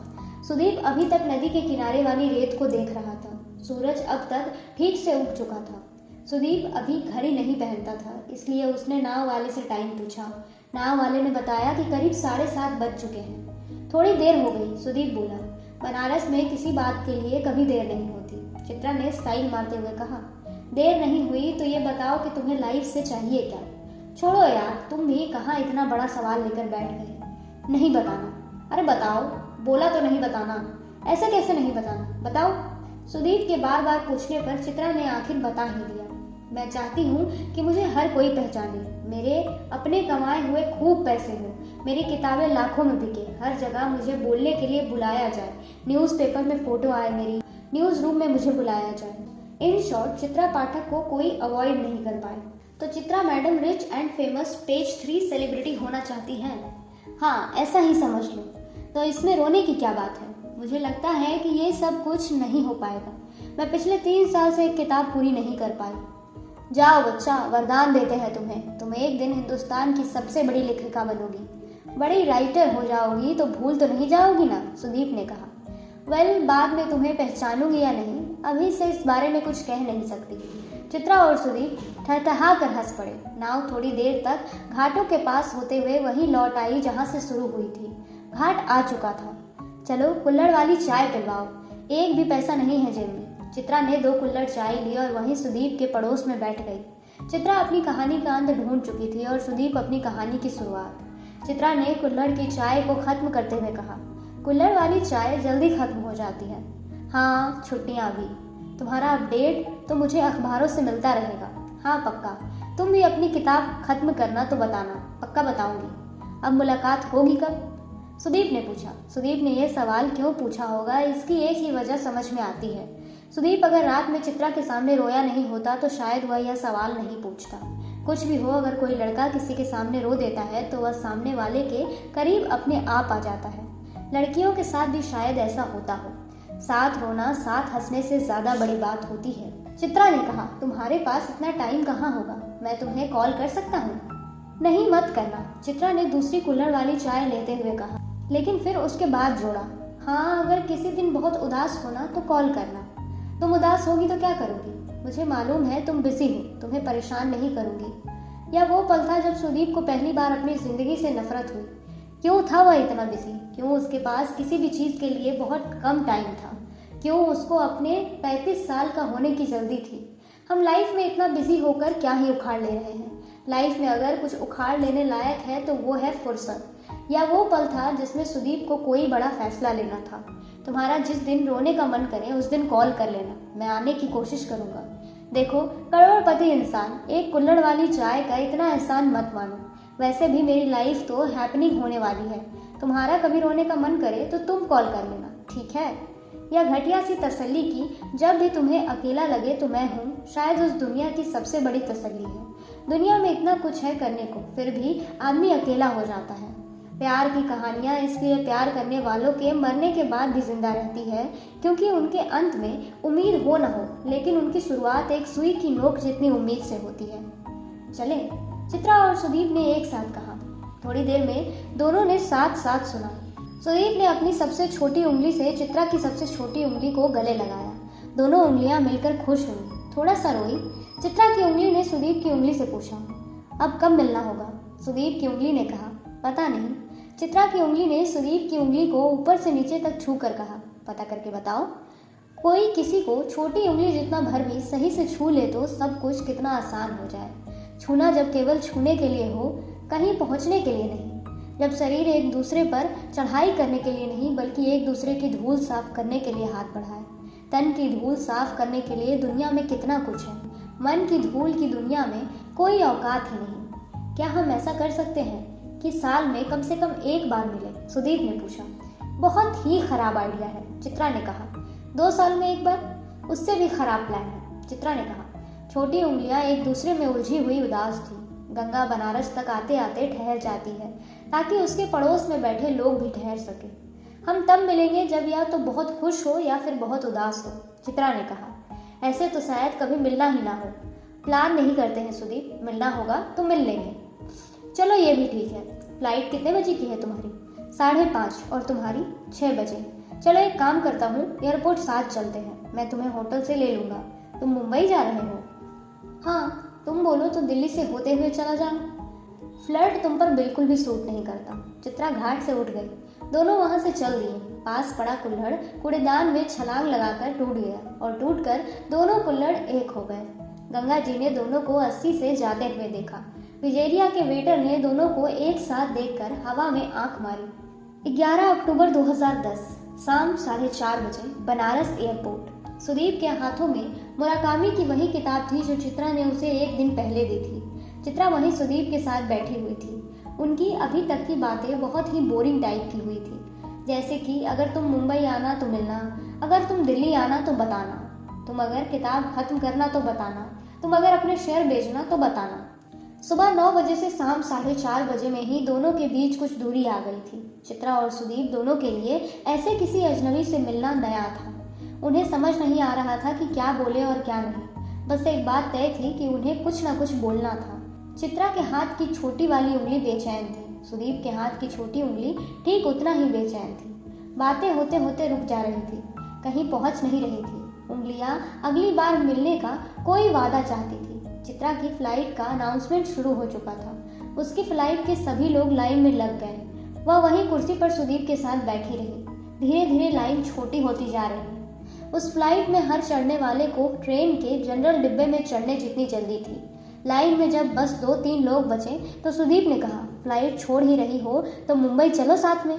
मुंबई आकर क्या करूँगी? थोड़ा रो लेना, फिर कभी आऊँगी, चित्रा ने सुदीप की शर्ट के धागे को हटाते हुए कहा। फिर कभी नहीं आता, सुदीप ने एकदम सीरियस होकर चित्रा की आंखों में देखते हुए कहा। फ्लाइट का अनाउंसमेंट शुरू हो चुका है। चित्रा ने अपनी आंखों के समंदर को अपने रुमाल में कैद कर लिया और सुदीप को गले लगाकर उसके कान में फुसफुसाई, फिर कभी जल्दी ही आएगा। जाने से पहले चित्रा ने सुदीप की किताब को उसके हाथ से छीना और जहां उसने 10 अक्टूबर 2010 की तारीख डाली थी वहां पर उसने लिखा 10 अक्टूबर 2011, बस 1 साल बाद मिलते हैं। इसके नीचे चित्रा ने अपना नंबर लिखा। फ्लाइट अटेंडेंट ने चिल्लाना शुरू कर दिया था, last call for the guest flying to Delhi. Chitra ने चलना शुरू किया। सुदीप ने चित्रा के लिखे हुए को छू कर देखा। सुदीप की छोटी उंगली अब खुश थी। उसने पूरे हाथ को खींचकर हवा में उठाया ताकि वह चित्रा को हाथ हिलाकर बाय बोल सके। चित्रा बिना पीछे मुड़े फ्लाइट में घुस गई। उसने फ्लाइट में घुसने के बाद पीछे मुड़कर देखा। खुश होना कितना आसान है अगर उसको एक तारीख से जोड़ दिया जाए। दुनिया को 10 अक्टूबर 2011 का इंतजार था। 1 साल बाद। पिछले 1 साल में सुदीप और चित्रा ने एक भी बार एक दूसरे को किसी भी तरह से कांटेक्ट करने की कोशिश नहीं की थी। तारीख अगर तय हो तो वो एक बार नहीं आती, वो आने से कई दिनों पहले से आना शुरू हो जाती है। सुदीप और अभिजात होटल ललित के कॉन्फ्रेंस हॉल में बैठे थे। सुदीप इस हॉल के एक कोने से दूसरे कोने में बेचैनी से टहल रहा था। सुदीप टहलते हुए बार बार कमरे के बाहर देख रहा था। सुदीप और अभिजात दोनों ने ब्लैक सूट पहना हुआ था। सुदीप पिछले 20 मिनट में 3 कप कॉफी पी चुका था। मुझको सोचने के लिए 1 घंटे का टाइम और चाहिए। सुदीप ने पानी की बोतल का ढक्कन खोलकर पानी पीते हुए कहा। 1 घंटे में क्या हो जाएगा? अभिजात ने कुर्सी पर बैठे अपने लैपटॉप को बंद किया। यार, मुझे कुछ गड़बड़ लग रहा है। अभिजात अपनी सीट से उठा और सुदीप के कंधे पर हाथ रखकर बोला, यार, हम तो यही चाहते हैं ना कि बुक माई ट्रिप इंडिया की सबसे बड़ी ट्रैवल कंपनी बने, और उसको बड़ा बनाने के लिए पैसे चाहिए। पैसा बिना अपना शेयर बेचे आएगा नहीं। सुदीप अभी भी सोच रहा है। अभिजात ने टेबल के दूसरे कोने पर रखे कागज को उठाकर सुदीप के सामने रख दिया। सुदीप ने अपनी जेब से मॉन्ट ब्लैंक पेन निकालकर कागज पर साइन कर दिया। साइन करने के बाद अभिजात ने हाथ में लिया और बोला, डेट भी डाल दो। सुदीप ने डेट कंफर्म करने के लिए अपने जेब में मोबाइल निकालने के लिए हाथ डाला। इतने में अभिजात ने कहा, 9 अक्टूबर 2011। डेट लिखते हुए सुदीप को याद आया कि चित्रा से मिले हुए उसे 1 साल हो गया। इधर अभिजात ने किसी को कॉल किया और बोला, डील डन। 2 मिनट के भीतर ही 2-3 सूट पहने हुए लोग कमरे में घुसे और दोनों को बधाई देने लगे। इसके बाद उनमें से एक आदमी ने प्रेजेंटेशन चला दी, जिसमें बुक माई ट्रिप के बिजनेस को बढ़ाने के लिए कुछ सजेशन थे। अभिजात सब कुछ बहुत ही ध्यान से सुन रहा था और सवाल जवाब भी कर रहा था। उधर सुदीप बिल्कुल चुपचाप बैठा था। हालांकि ऐसा होता नहीं था। सुदीप चुप था, उदास था। 2 घंटे में प्रेजेंटेशन खत्म हुई। अभिजात ने बताया कि शाम को इन्वेस्टर्स के साथ डिनर पार्टी रखी है। सुदीप का डिनर के लिए जाने में कोई इंटरेस्ट नहीं था। प्रेजेंटेशन के बाद एक फोटोग्राफर कमरे में आया। उसने सुदीप की इन्वेस्टर से हाथ मिलाते हुए फोटो खींची। यही तस्वीर अगले दिन के इकोनॉमिक टाइम्स की तस्वीर बनी, जिसकी हेडलाइन थी कि सुदीप यादव ने अपने 15% शेयर 200 करोड़ में बेचे। तस्वीर में सुदीप जैसे खुश था। उसको देखकर अंदाजा लगाना मुश्किल था कि तस्वीर के पीछे का सुदीप अंदर से कितना उदास था। उसको यह विश्वास था कि वह एक दिन अपनी कंपनी के शेयर दोबारा खरीद लेगा। फिलहाल कंपनी चलाने के लिए यही सबसे जरूरी था। सुदीप के ट्विटर और फेसबुक प्रोफाइल से भी एक ऑफिशियल स्टेटमेंट आया, जिसका कुल इतना मतलब था कि बुक माई ट्रिप के साथ इन्वेस्टर आने से कंपनी अपना मिशन जल्द ही पूरा करेगी। बुक माई ट्रिप अगले कुछ सालों में इंडिया की नंबर 1 ट्रैवल कंपनी बन जाएगी। सुदीप शाम को डिनर पर मिलने का बोलकर ललित होटल से निकल गया। फ्री होते होते शाम के करीब 4 बज चुके थे। उसने कार में बैठते ही चित्रा को फोन किया। चित्रा को फोन का इंतजार था। सामान पैक कर लो, चलते हैं। ऐसे कोई फोन करता है? न हाय न हेलो, साल भर से कोई हाल भी नहीं लिया। चित्रा ने टॉन्ट मारते हुए कहा, ये सब बातें मिलकर करना। 8 बजे किनॉट प्लेस पर मिलो। मैं दिल्ली में नहीं हूँ। तुम्हें आने से पहले बता तो देना था। वो जो किताब में लिखा था कि 10 अक्टूबर को मिलो, वो ऐसे ही लिखा था। खैर, तुम हो कहाँ? मैं आ जाता हूँ, सुदीप ने पूछा। आज कोई 10 तारीख थोड़े है, बात 10 तारीख को मिलने की हुई थी। मैं कल आ रही हूँ, कल मिलते हैं। मैं कैची धाम आई हूँ, उत्तराखंड में। एक काम करो, तुम वहीं रुको, मैं वहीं आता हूँ, कल मिलते हैं। दोनों में से किसी ने फालतू के सवाल नहीं पूछे, जो अक्सर लड़के और लड़कियाँ दोनों ही पूछ लेते हैं, जैसे कि क्यों मिलना है, हमें ऐसे नहीं मिलना चाहिए, मिलकर क्या होगा, इत्यादि। कोई लड़की या लड़का अगर पूछे कि क्यों मिलना है और सामने वाला अगर उसका बिल्कुल ठीक ठाक जवाब दे दे, तो उससे कभी नहीं मिलना चाहिए। अगर कोई बोले कि मिलकर देखते हैं, उससे ज़रूर मिलना चाहिए। मिलकर देखने में एक उम्मीद है, कुछ ढूंढने की, थोड़ा रास्ता भटकने की, थोड़ा सुस्ताने की।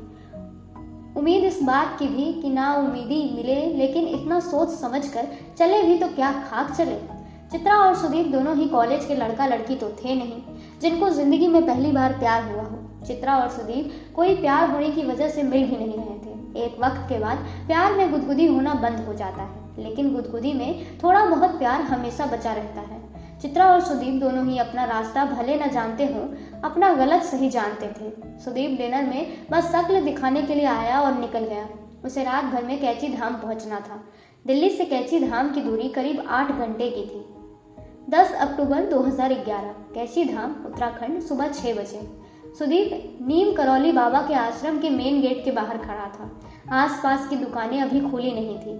चित्रा सामने से आ रही थी। सुदीप को मुंबई के मौसम की आदत हो चुकी थी, इसलिए उसको वहाँ की हल्की हल्की ठंड बहुत अच्छी लग रही थी। चित्रा ने सुदीप को गले लगाया। 2010 के 10 अक्टूबर ने 2011 के 10 अक्टूबर को गले लगाया। चित्रा की छोटी उंगली ने सुदीप की छोटी उंगली से उसका हाल पूछा। सुदीप ने आश्रम देखा, वहाँ मुंह हाथ धोया।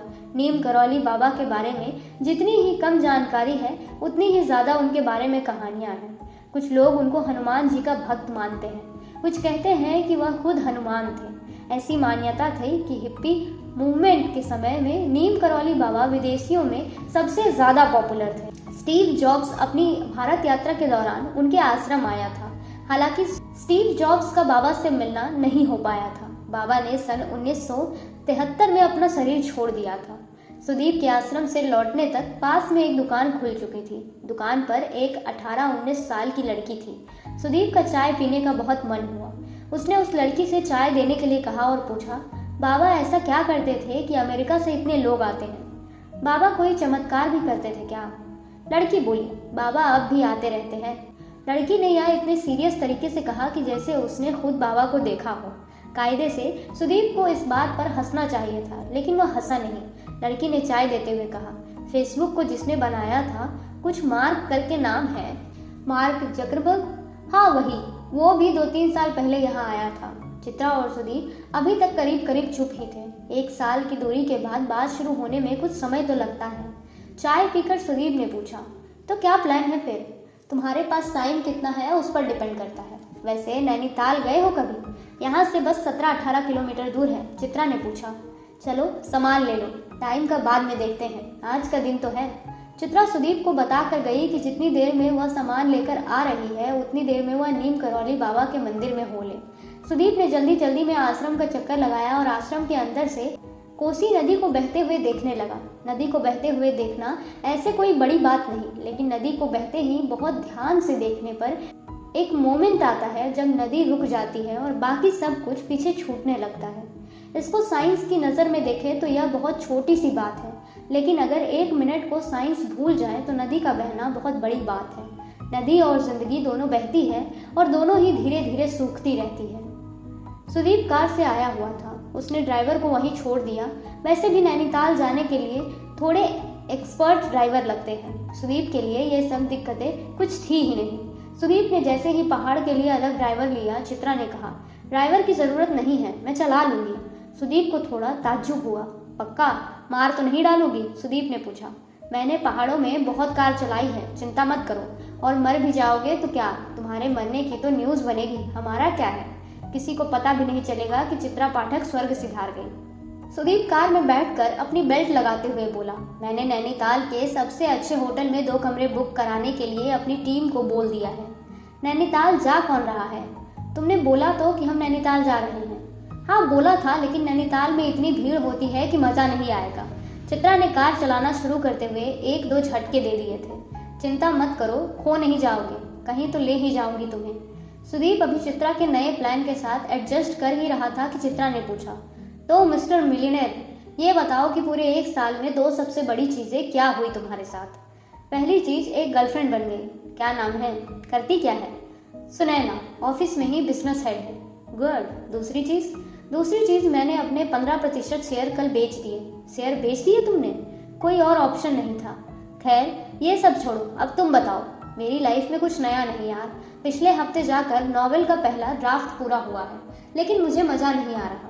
अच्छा ये तो बता दो, हम जा कहाँ रहे हैं? सुदीप ने चित्रा को कोहनी मारते हुए पूछा। सोना पानी गांव, मुक्तेश्वर के पास है। कितनी दूर का रास्ता है? वहाँ जाने की कोई खास वजह?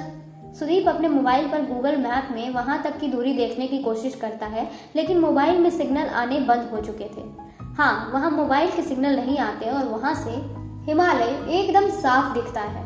एक बात और है, मेरी किताब में हीरो हीरोइन वहीं पहली बार मिलते हैं। ये बताते हुए चित्रा ने कार जोर से मोड़ी और सुदीप को पहली बार शक हुआ कि चित्रा को कार चलाना उतना अच्छे से नहीं आता। सुदीप अच्छा खासा थका हुआ था, लेकिन चित्रा से मिलकर उसको अच्छा लग रहा था। पहाड़ों की हवा हल्के हल्के दोनों के चेहरों पर पड़ रही थी। पहाड़ की हवा थकान मिटा देती है। एक मोड़ पर छोटी सी दुकान पर रुककर उन्होंने चाय पी, पकौड़ियाँ खाई। सुदीप ने वहाँ पर मिनरल वाटर के लिए पूछा तो चित्रा बोली, एक दिन मिनरल वाटर नहीं पियोगे तो मर नहीं जाओगे। इसके बाद चित्रा एक छोटे से कॉटेज में सुदीप को ले गई। कॉटेज में जाकर उसने बाकायदा रूम के लिए मोल भाव किया। उसने स्टाइल मारते हुए कहा भी कि पिछली बार तो आपने इतना ही लिया था, अब इतना महंगा कर दिया। खैर, कॉटेज की खिड़की से बाहर पहाड़ कम, आसमान ज्यादा दिख रहा था। सुदीप ने कमरे में अपना सामान रखा और जूते खोलकर बेड पर पैर रखकर बैठ गया। चित्रा ने अदरक वाली चाय बनाने के लिए होटल वाले को बोला। कमरे में एक अजीब सी हिचकिचाहट थी। प्यार में सब कुछ आसान होता है, सब पता होता है कि अब क्या करना है, लेकिन सुदीप चित्रा से और चित्रा सुदीप से कोई प्यार तो करते नहीं थे। इसलिए उन्हें समझ नहीं आ रहा था कि बातें खत्म होने के बाद बात क्या करनी होती है। असल में प्यार को हमने जिंदगी में ज़रूरत से ज़्यादा जगह दे रखी है। हमें प्यार से जगह बचाकर कभी कभार ऐसे ही शहर से दूर चले जाना चाहिए जहाँ रिश्ते में प्यार तो हो लेकिन प्यार का नाम ना हो। थोड़ी देर में ही चाय आ गई। सुदीप ने चाय के कप को पूरी हथेली से पकड़ते हुए कप की गर्मी को छुआ। मौसम ठीक ठाक ठंडा था। चाय पीने के बाद चित्रा उठी और सामने खिड़की पर जाकर खड़ी हो गई। कमरे की बातें बार बार चुप हो जा रही थी। सुदीप ने पूछा, तो तुम्हारी किताब में पहली बार हीरो हीरोइन से किस बात से बात शुरू करता है? चित्रा ने वहीं खिड़की से हंसते हुए कहा, वह पहली बार कुछ बोलते ही नहीं, बस एक दूसरे को देखते हैं। कभी तो बात शुरू करते होंगे, जब करते हैं तब क्या करते हैं? सुदीप ने अपना कप पास में पड़ी टेबल पर रखते हुए पूछा। हीरोइन हीरो के कमरे का दरवाजा रात के 1 बजे खटखटा कर पूछती है कि क्या वो उसके कमरे में आकर सो सकती है। उसको अकेले डर लग रहा है। हे भगवान, कैसी किताब लिख रही हो तुम, चीप टाइप। सुदीप हंसते हुए कहता है, इसमें क्या बुरी बात है, किसी को भी डर लग सकता है। खैर ये बताओ, तुम्हारे हीरो हीरोइन जिंदगी में कुछ करते भी है या बस फिल्मों के जैसे गाना गाते हैं और पहाड़ों पर घूमते हैं? मैं कुछ नहीं बता रही, तुम मजाक उड़ाओगे, चित्रा ने थोड़ा सा नखरा दिखाते हुए कहा। अच्छा ठीक है, नहीं पूछूंगा। इतना तो बता दो कि कहानी के एंड में वो मिलते हैं। मैं कुछ भी नहीं बताऊंगी तुमको, हर चीज का मजाक उड़ाते हो तुम। इसके बाद चित्रा ने अपने बैग से किताब की मैन्युस्क्रिप्ट निकाली और सुदीप की ओर बढ़ाते हुए कहा कि अगर मन करे तो पढ़ लेना। किताब की लेखिका सामने बैठी है, फिर भी कहानी पढ़नी पड़ेगी? इतना काम कराओगी तुम? सुदीप ने मैन्युस्क्रिप्ट पलटते हुए कहा। मन करे तो पढ़ना, नहीं तो कोई जबरदस्ती नहीं है, चित्रा ने कहा। अच्छा ये बताओ, कितना थके हो? अगर कम थके हो तो पास में कहीं आवारागर्दी करने चले? चित्रा ने बाहर देखते हुए पूछा। थोड़ी देर में चले, रात में सही से नींद नहीं आई, 1-2 घंटे सो लूं। सुदीप ने अपना मोजा उतारकर बेड पर लेटते हुए कहा। चित्रा यह कहकर कमरे से निकल गई कि वह कुछ देर बाहर घूम कर आ जाएगी। उतनी देर वो सो जाए। तय यह हुआ कि दोनों दिन में आवारागर्दी करने जाएंगे। जितनी देर के लिए सुदीप सोया, उतनी देर में चित्रा ने बाहर निकलकर आसपास वालों से दोस्ती करके होटल वाले से उसकी बाइक ले ली थी। चित्रा करीब 1:30 बजे कमरे में घुसी और सुदीप को उठाना शुरू किया। सुदीप बहुत गहरी नींद में था। उसने कई बार सुदीप के कान में फुसफुसा कर उसको उठाने की कोशिश की, लेकिन सुदीप पर कोई असर नहीं हुआ। उसको सोता देखकर कायदे से चित्रा को सुदीप का सिर सहलाने देना चाहिए था, लेकिन वे कोई प्यार में थोड़े थे। चित्रा ने सुदीप का कम्बल हटाया और अपने मोबाइल पर तेज आवाज में गाने बजा दिए। चित्रा की इतनी मेहनत के बाद कहीं जाकर सुदीप पर हल्का फुल्का असर हुआ। वह थोड़ा डिस्टर्ब हुआ और अपना कम्बल वापस खींच लिया। इस बात पर अब चित्रा को गुस्सा आ गया। उसने सुदीप को जोर से हिला दिया। फिर चित्रा को लगा कि रात भर ट्रैवल करके आया है, इसको अभी उठाने का फायदा नहीं है। सुदीप को आधे घंटे और सोने दिया जाए, उतनी देर में वह नहा वहा लेगी। चित्रा ने नहाने के दौरान अपने आप को शीशे में ध्यान से देखा। उसको अपने माथे से दाईं तरफ एक सफेद बाल दिखाई दिया। आधे घंटे बाद जब चित्रा नहाकर निकली, तब जाकर सुदीप की नींद खुली। आँख खुलते ही उसने पूछा कि कितने बजे हैं? आज का पूरा दिन निकल गया। सुदीप ने उठकर सबसे पहले अपना मोबाइल चेक किया। अब भी मोबाइल में एक भी सिग्नल नहीं था। अब जल्दी से नहा लो, 2 बजने वाले हैं, मैंने बाइक का इंतजाम कर लिया है। सुदीप आराम से उठकर नहाया। उसको जब बाथरूम में 15 मिनट हो गए तो चित्रा बाहर से चिल्लाई, लड़कियां भी बाथरूम में इतनी देर तक नहीं नहाती। सुदीप अंदर से चिल्लाया, ये क्या बात हुई, लड़के भी देर तक नहाते हैं? बाथरूम क्योंकि छोटा था और पूरा गीला हो चुका था, इसलिए सुदीप अब कपड़े अंदर नहीं पहन सकता था और ठंड भी बहुत लग रही थी उसे। वह अंदर से ही चिल्लाया कि चित्रा बाहर चली जाए, वह कपड़े कमरे में आकर पहनेगा। चित्रा बहुत जोर से हंसी और दरवाजे के पास आकर चिल्लाई, कितने फट्टू हो तुम, मैंने खिड़की की तरफ मुंह कर लिया है, आ जाओ। सुदीप बाथरूम का दरवाजा खोलते ही देखता है कि चित्रा सामने बेड पर बैठे कोई किताब पढ़ रही है। सुदीप ने कमरे में आकर कपड़े पहने और अपने बाल बनाने लगा। बाल बनाते हुए जब उसको 2 मिनट से ज्यादा हो गए, तब चित्रा बोली, ज्यादा बाल बनाने से सुंदर नहीं दिखने लगोगे। सुदीप ने यह सुनकर बीच में ही बाल बनाना बंद कर दिया और चित्रा की तरफ जोर से घूरा। दोनों ने कमरे से निकलकर पहले तो लंच किया, फिर बाइक पर बैठकर पहाड़ों में निकल गए। यह बताने की बात नहीं है कि बाइक चित्रा ही चला रही थी। वह थोड़ी देर में एक सुनसान सड़क पर थे, जहाँ पर सब कुछ सुनाई पड़ रहा था, हवा, जानवर, खामोशी, सब कुछ। सामने सूरज डूबने में भी अभी कुछ देर थी। दोनों वहीं सीमेंट के चबूतरे पर बैठ गए। ये जहाँ तुम बैठ रहे हो यहीं पर मेरी किताब में हीरोइन पहली बार हीरो का हाथ पकड़ती है। ऐसा क्या खास है इस कोने में, और तुम ये कैसी किताब लिख रही हो? हीरो हीरोइन वाली कुछ अच्छा क्यों नहीं लिखती? हीरो हीरोइन वाली कहानी सुनते ही बोरिंग लगती है। खास बात यह है कि यहाँ उसने पहली बार हीरो को छुआ था। पहली बार छूने की वजह से ये जगह इम्पोर्टेंट है। मैं कैसी कहानियाँ लिखती हूँ, एक बार बुक आ जाए ना तब तुम देखना। चित्रा ने आराम से अपने आप को चबूतरे पर एडजस्ट करते हुए कहा। तुम्हारी किताब के हीरो हीरोइन प्यार करने के अलावा कुछ नहीं करते ना? सुदीप ने थोड़ा सा टॉन्ट कसते हुए कहा। बहुत कुछ करते हैं, वो प्यार तो करते हैं लेकिन दोनों मानना नहीं चाहते। कोई नहीं पढ़ेगा किताब। अच्छा अभी चुप हो जाओ। क्यों? सामने देखो, सूरज डूब रहा है। सूरज को डिस्टर्ब मत करो। उनके पास से बहती हुई हवा सूरज को धीरे धीरे बुझा रही थी। बुझते बुझते सूरज उदास था, क्योंकि उसको शायद पता था कि शहर के जिस कोने में दोनों आज शाम बैठे हैं वहां कल नहीं होंगी। सूरज से मुलाकातें होती रहेंगी लेकिन उनका अपना कोना खो जाएगा। चित्रा और सुदीप साथ साथ रहे न रहे, उनके बीच का कुछ ना कुछ हमेशा खोता रहेगा। दूर कहीं कोई बूढ़ी औरत एक पहाड़ी गाना गा रही थी, जिसका मतलब दोनों को ही नहीं पता था। सूरज को भी उस गाने का मतलब नहीं पता था, लेकिन वो इतनी बार यह गाना सुन चुका था कि उसे वह गाना याद हो गया था। ठीक वैसे जैसे बच्चे को लोरी याद पहले होती और समझ बहुत बाद में आती है। सूरज के लिए दुनिया एक दिन और पुरानी हो गई थी। चित्रा और सुदीप के लिए दुनिया में होने का मतलब बस शाम को डूबते सूरज को देखकर चिपक कर टहलना भर था। चित्रा और सुदीप 2 दिन वहां रुके और दोनों दिन वे शाम इसी जगह पर आकर बैठे। 2 दिनों के दौरान वे कुछ देर बातें करते, कुछ देर चुप हो जाते। जितनी देर चुप होते उनको ऐसा ऑकवर्ड नहीं लगता। मुक्तेश्वर, जहाँ सुदीप और चित्रा रुके थे, वहां पर एक म्यूजिकल बैंड रुका हुआ था। अपने अपने घरों को काफी पीछे छोड़ आए लड़के लड़कियां। ये लोग शाम को आग जलाकर चारों ओर बैठ जाते। कोई कहानी सुनाता तो कोई कविता तो कोई गाना। किसी के पास दुनिया घूमने के किस्से थे तो किसी के पास हिमाचल के किसी छोटे से गांव में रहने वाली दुनिया की सबसे खूबसूरत बच्ची की कहानी। अगर कोई उन लड़के लड़कियों से दुनिया का सबसे घिसा हुआ सवाल पूछता कि और बताओ, तो हर किसी के पास बताने को बहुत कुछ था। उनकी कहानियों, कविताओं और गानों में रिसोर्ट के सभी लोग खो जाते। जिसका जितना मन होता वह एक झोले में पैसे डाल देता। सुदीप ने सबसे नजर बचाकर उनके झोले में 1 लाख रुपए का चेक रख दिया था।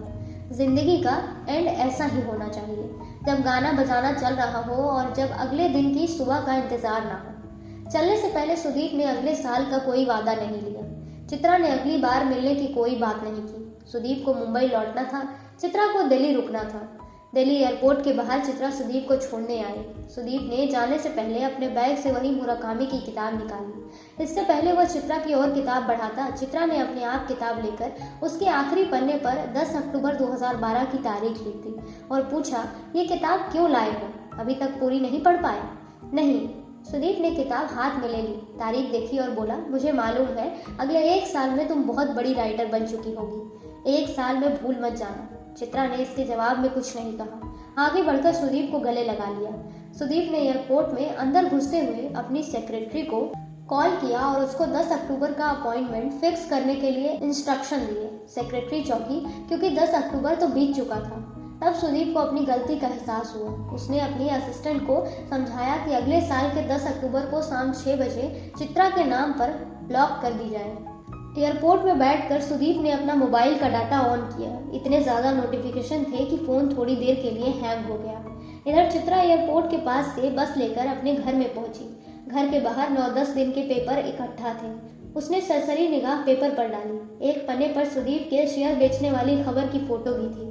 चित्रा का घर बहुत छोटा सा था। एक छोटा सा हॉल था जिसमें धूप आ रही थी। एक छोटी सी किताब की अलमारी, साथ में पढ़ने लिखने वाला टेबल था। रंग बिरंगे कई तरह के पेन, स्केच, कई तरह की नोटबुक, 2-3 अधूरी पड़ी हुई मैन्युस्क्रिप्ट। चित्रा कई दिन बाद घर लौटी थी। घर अच्छा खासा गंदा था। उसने पहले घर की सफाई की। फ्रिज खोलकर देखा तो उसमें कुछ था नहीं। वह मैगी और ब्लैक कॉफी लेकर बैठी और अपनी डायरी में 10 अक्टूबर 2012 की तारीख के आगे मीटिंग विद सुदीप लिख दिया। वह अपने छोटे से घर की सफाई तब तक करती रही जब तक थक नहीं गई। अकेले रहना आसान बनाने में बड़ी मुश्किलें आती हैं। बहुत छोटी छोटी मुश्किलें, जैसे जिस दिन दरवाजा खोलने का मन नहीं करता उस दिन सबसे ज्यादा घंटी बजती है। कभी कभी जिंदगी से बस इतना ही चाहिए होता है कि कोई दरवाजा खोलने वाला हो। चित्रा को पता था तो कि उसे चाहिए क्या, लेकिन पता होने के बाद भी रास्ता चल पाना इतना आसान होता तो चित्रा की किताब अब तक आ चुकी होती। एक साल बाद 10 अक्टूबर 2012 Delhi Indian book house publisher office. एक 40 साल की महिला जिसके बाल घुंघराले लेकिन छोटे थे, नाक में बड़ी सी बाली, फीचर एकदम शार्प, सावली, कॉफी मशीन से अपने हिसाब से कॉफी बनाकर केबिन में घुसी जहां चित्रा बैठी हुई थी। चित्रा ने अपने बाल छोटे करा लिए थे, गले में एक बैंगनी दुपट्टा पहना था। एक साल में वह थोड़ी सी मोटी हुई थी, आंखों पर एक चश्मा आ गया था जो उसको और भी सुंदर बना रहा था। चित्रा उस महिला के आने पर कुर्सी से उठी। Hi Ruchika. Hi Chitra, coffee? No thanks. Ruchika ने चित्रा को बैठने का इशारा किया। चित्रा ने पिछले एक साल में जिस भी पब्लिशर को अपनी किताब भेजी, उतनी जगह से रिजेक्शन आ चुका था। वह अपनी किताब छपने की उम्मीद करीब करीब खो चुकी थी। उधर चेतन भगत की किताब व्हाट यंग इंडियन वांट्स भी आ चुकी थी। उधर अमीषा त्रिपाठी की 3 पार्ट सीरीज की आखिरी किताब द ओथ ऑफ द वायुपत्रास फरवरी 2013 में आने वाली थी, जिसके बारे में यह खबर थी कि पब्लिशर ने करीब 5 करोड़ रुपए की एडवांस रॉयल्टी दी थी। इधर एक नए राइटर रविंद्र सिंह की किताब I too had a love story को पेंगुइन पब्लिशर ने दोबारा छापा था। रविंद्र की किताब मार्केट में आने के बाद से लगातार बिक रही थी। चित्रा लिखने में कैसी थी कैसी नहीं थी या तो वैसे भी समय बताने वाला था, लेकिन उसके मन में कहीं ना कहीं यह बात बैठती जा रही थी कि शायद वह यह सब कर ही नहीं पाएगी। उसको लगने लगा था कि वह पीछे छूट गई है। लाइफ इतनी भी आसान नहीं है। उसकी सेविंग के पैसे धीरे धीरे कम हो रहे थे। उसने 1-2 न्यूज़पेपर के लिए लिखना शुरू किया था, लेकिन उसमें उसका मन नहीं लगता था। रुचिका ने बिना एक भी सेकंड गवाए कहा, चित्रा, एक गुड न्यूज़ है और एक बैड न्यूज़। चित्रा ने अपना सिर थोड़ा सा झुकाया और मुस्कुराने की कोशिश की। रुचिका ने अपनी बात जारी रखते हुए कहा, मुझे तुम्हारी राइटिंग पसंद है। तुम्हारी राइटिंग में एक फ्लो है। चित्रा ने पूछा कि यह गुड न्यूज़ है या बैड न्यूज़। रुचिका ने एक सिप कॉफी लेते हुए कहा, हम तुम्हारी किताब इस साल नहीं छाप रहे, लेकिन एक राइटर है जिसका नाम मैं अभी नहीं बता सकती। अगर तुम उनकी किताब के लिए घोस्ट राइटिंग करो तो बहुत पैसे मिल सकते हैं। तुम आराम से सोच लो और मुझे बता दो। चित्रा को पैसों की जरूरत थी। चित्रा ने भारी मन से हाँ कर दिया।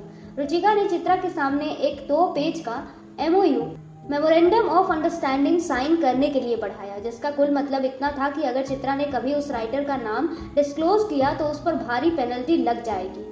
चित्रा को एक बहुत बड़ी पॉपुलर लेखिका के लिए लिखना था।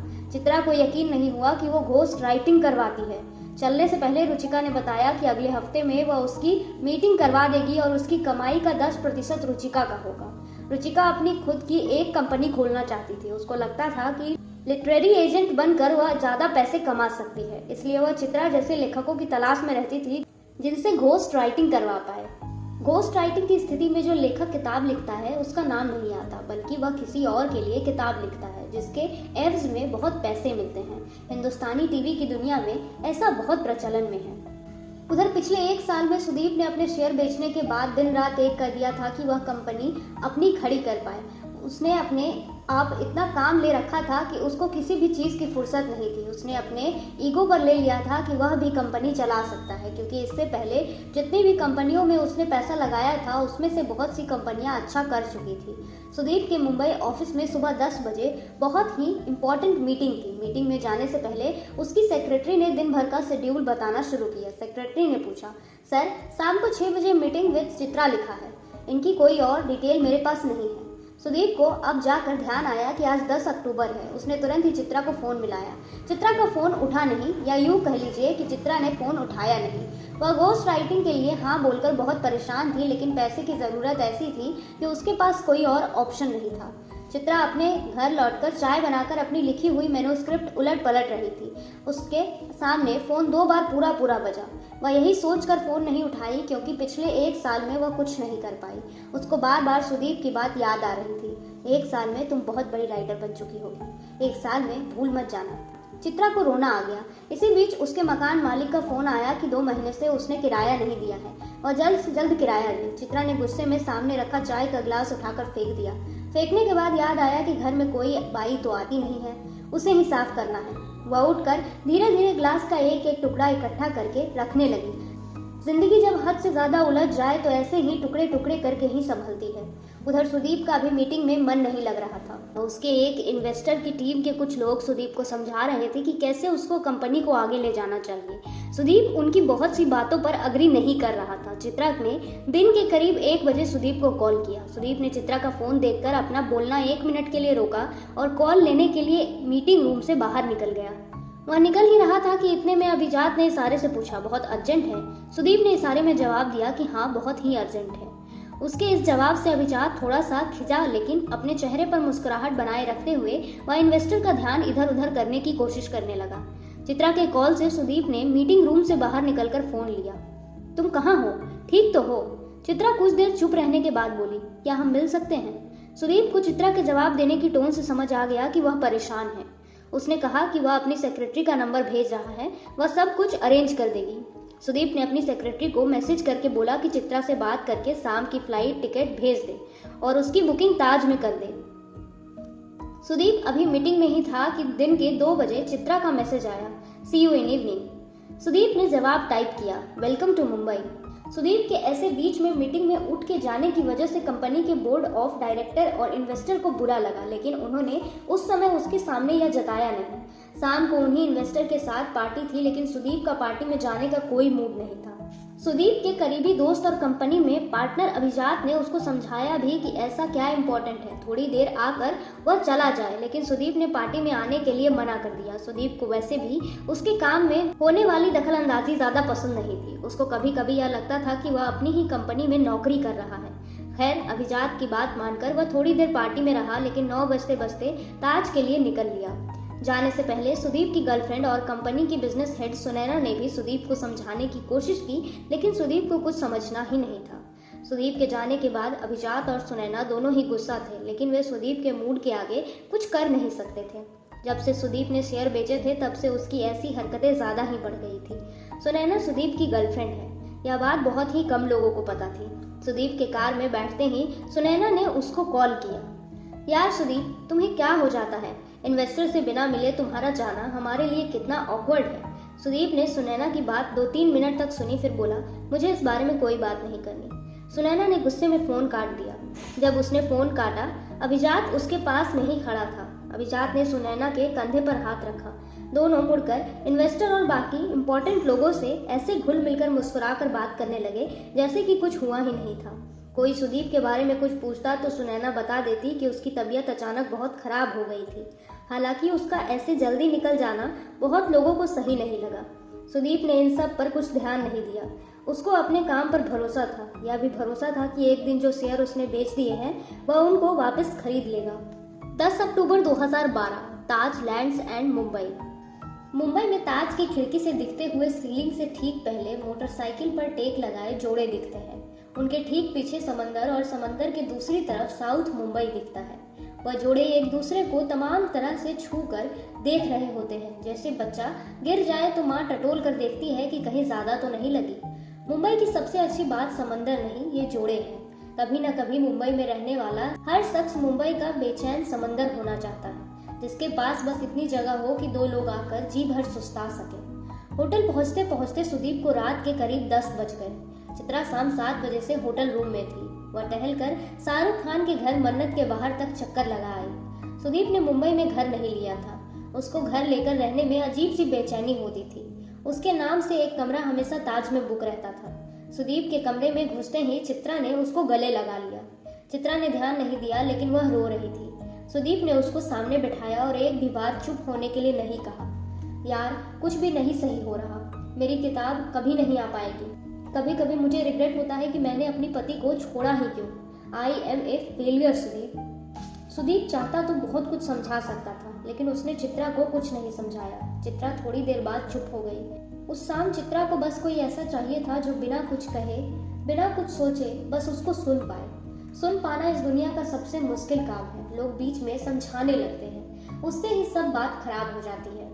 कुछ देर बाद सुदीप ने वही सामने फ्रिज से शराब की छोटी बोतल निकाली। एक पैग बनाया। पैग पीने के बाद उसने चित्रा से बाहर टहलने चलने के लिए पूछा।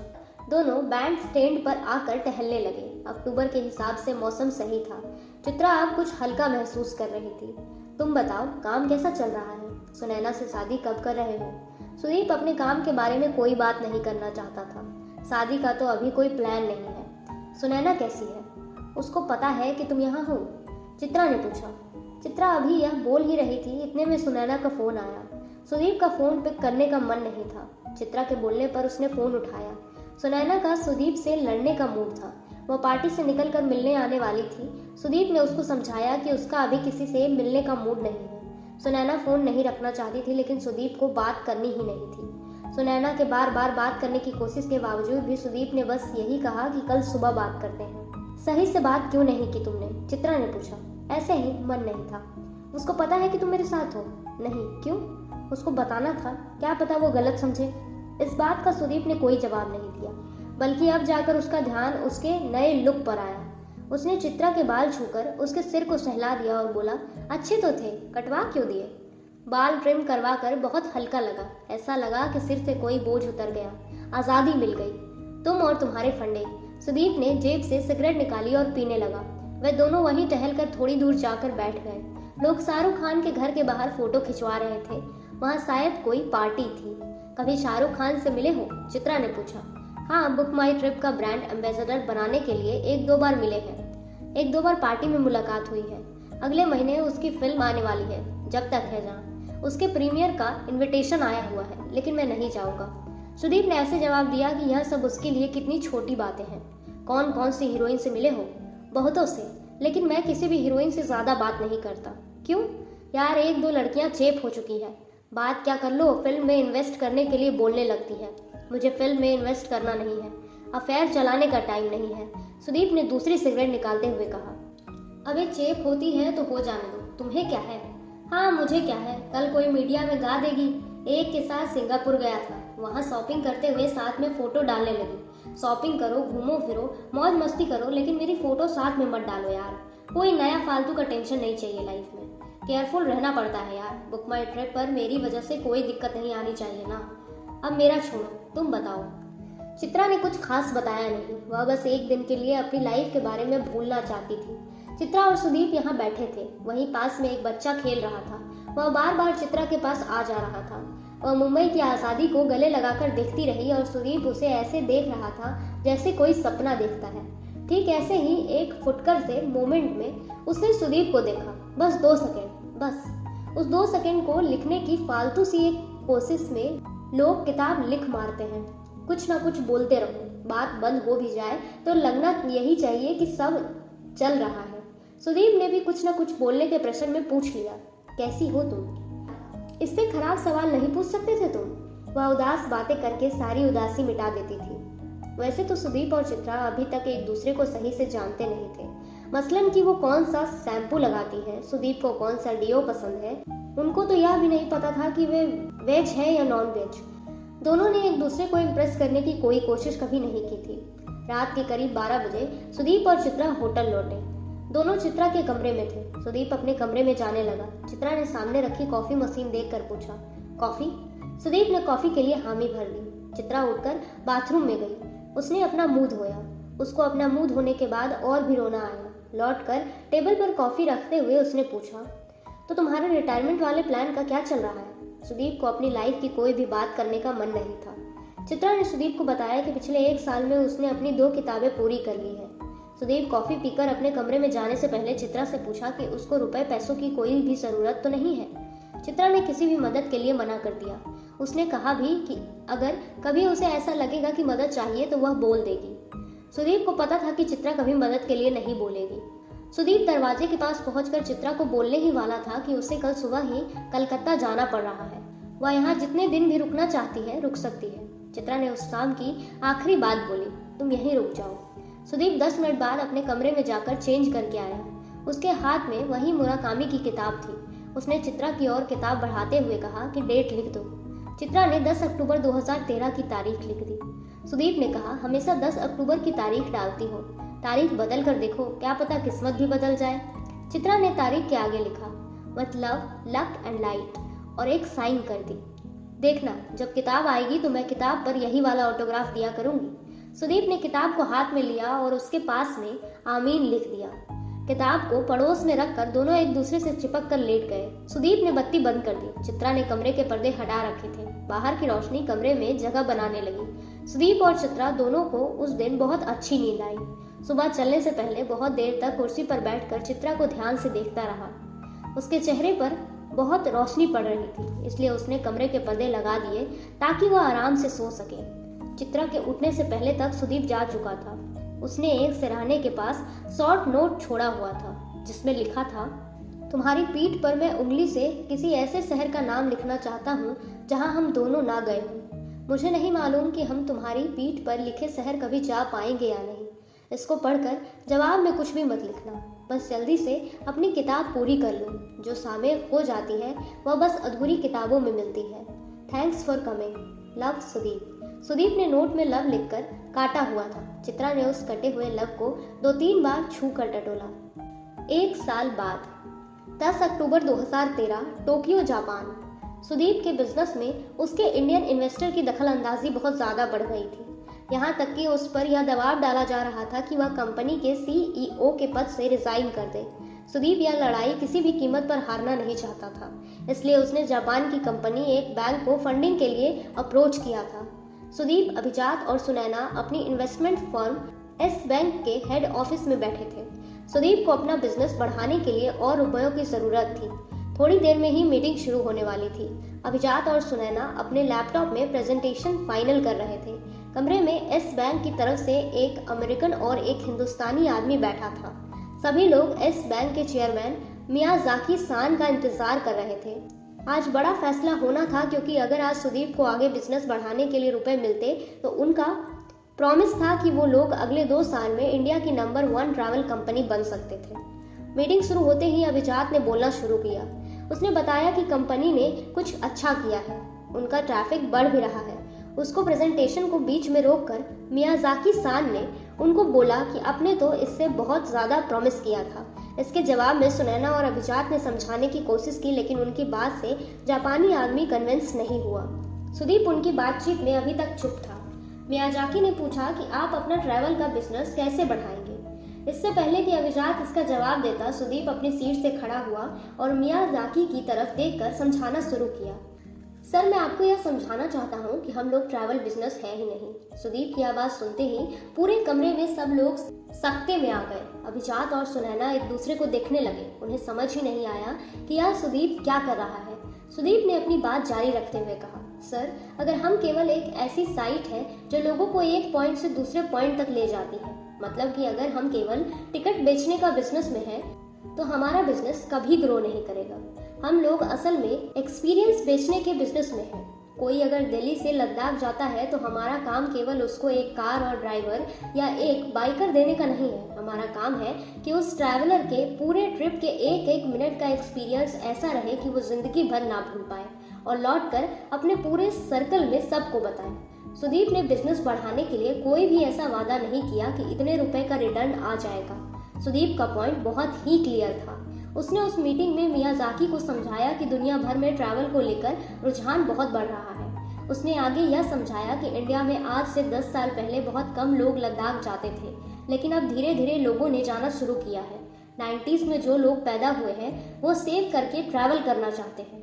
यह सेम ट्रेंड यूरोप के देशों में पहले से था, लेकिन इंडिया में यह सब पहली बार हो रहा है और आने वाले सालों में यह बहुत बढ़ने वाला है। सुदीप ने इंडिया की सारी बड़ी बाइक ट्रैवल कंपनी में स्टेक ले रखे थे। सुदीप की अपने बिजनेस को लेकर विजन और क्लैरिटी अभिजात और सुनैना से कम 5 साल आगे का था। मियाजाकी सुदीप की बातों से इम्प्रेस हुए। सुदीप को अपने 10% स्टेक की कीमत अदा करने की शर्त पर करीब 251 करोड़ रुपए मिले। इस बार जब मीडिया में खबर आई तब न्यूज में अमाउंट के बारे में कोई जानकारी नहीं दी गई। हालांकि मीटिंग के बाद अभिजात और सुनैना बहुत खुश थे, लेकिन सुदीप को अपना 10% स्टेक देने के बाद से आने वाले खतरे का अंदाजा लग गया था। उसको पता था कि जितना कम उसका स्टेक होगा, इन्वेस्टर उसके काम में उतना ही ज्यादा टांग अड़ाएगा।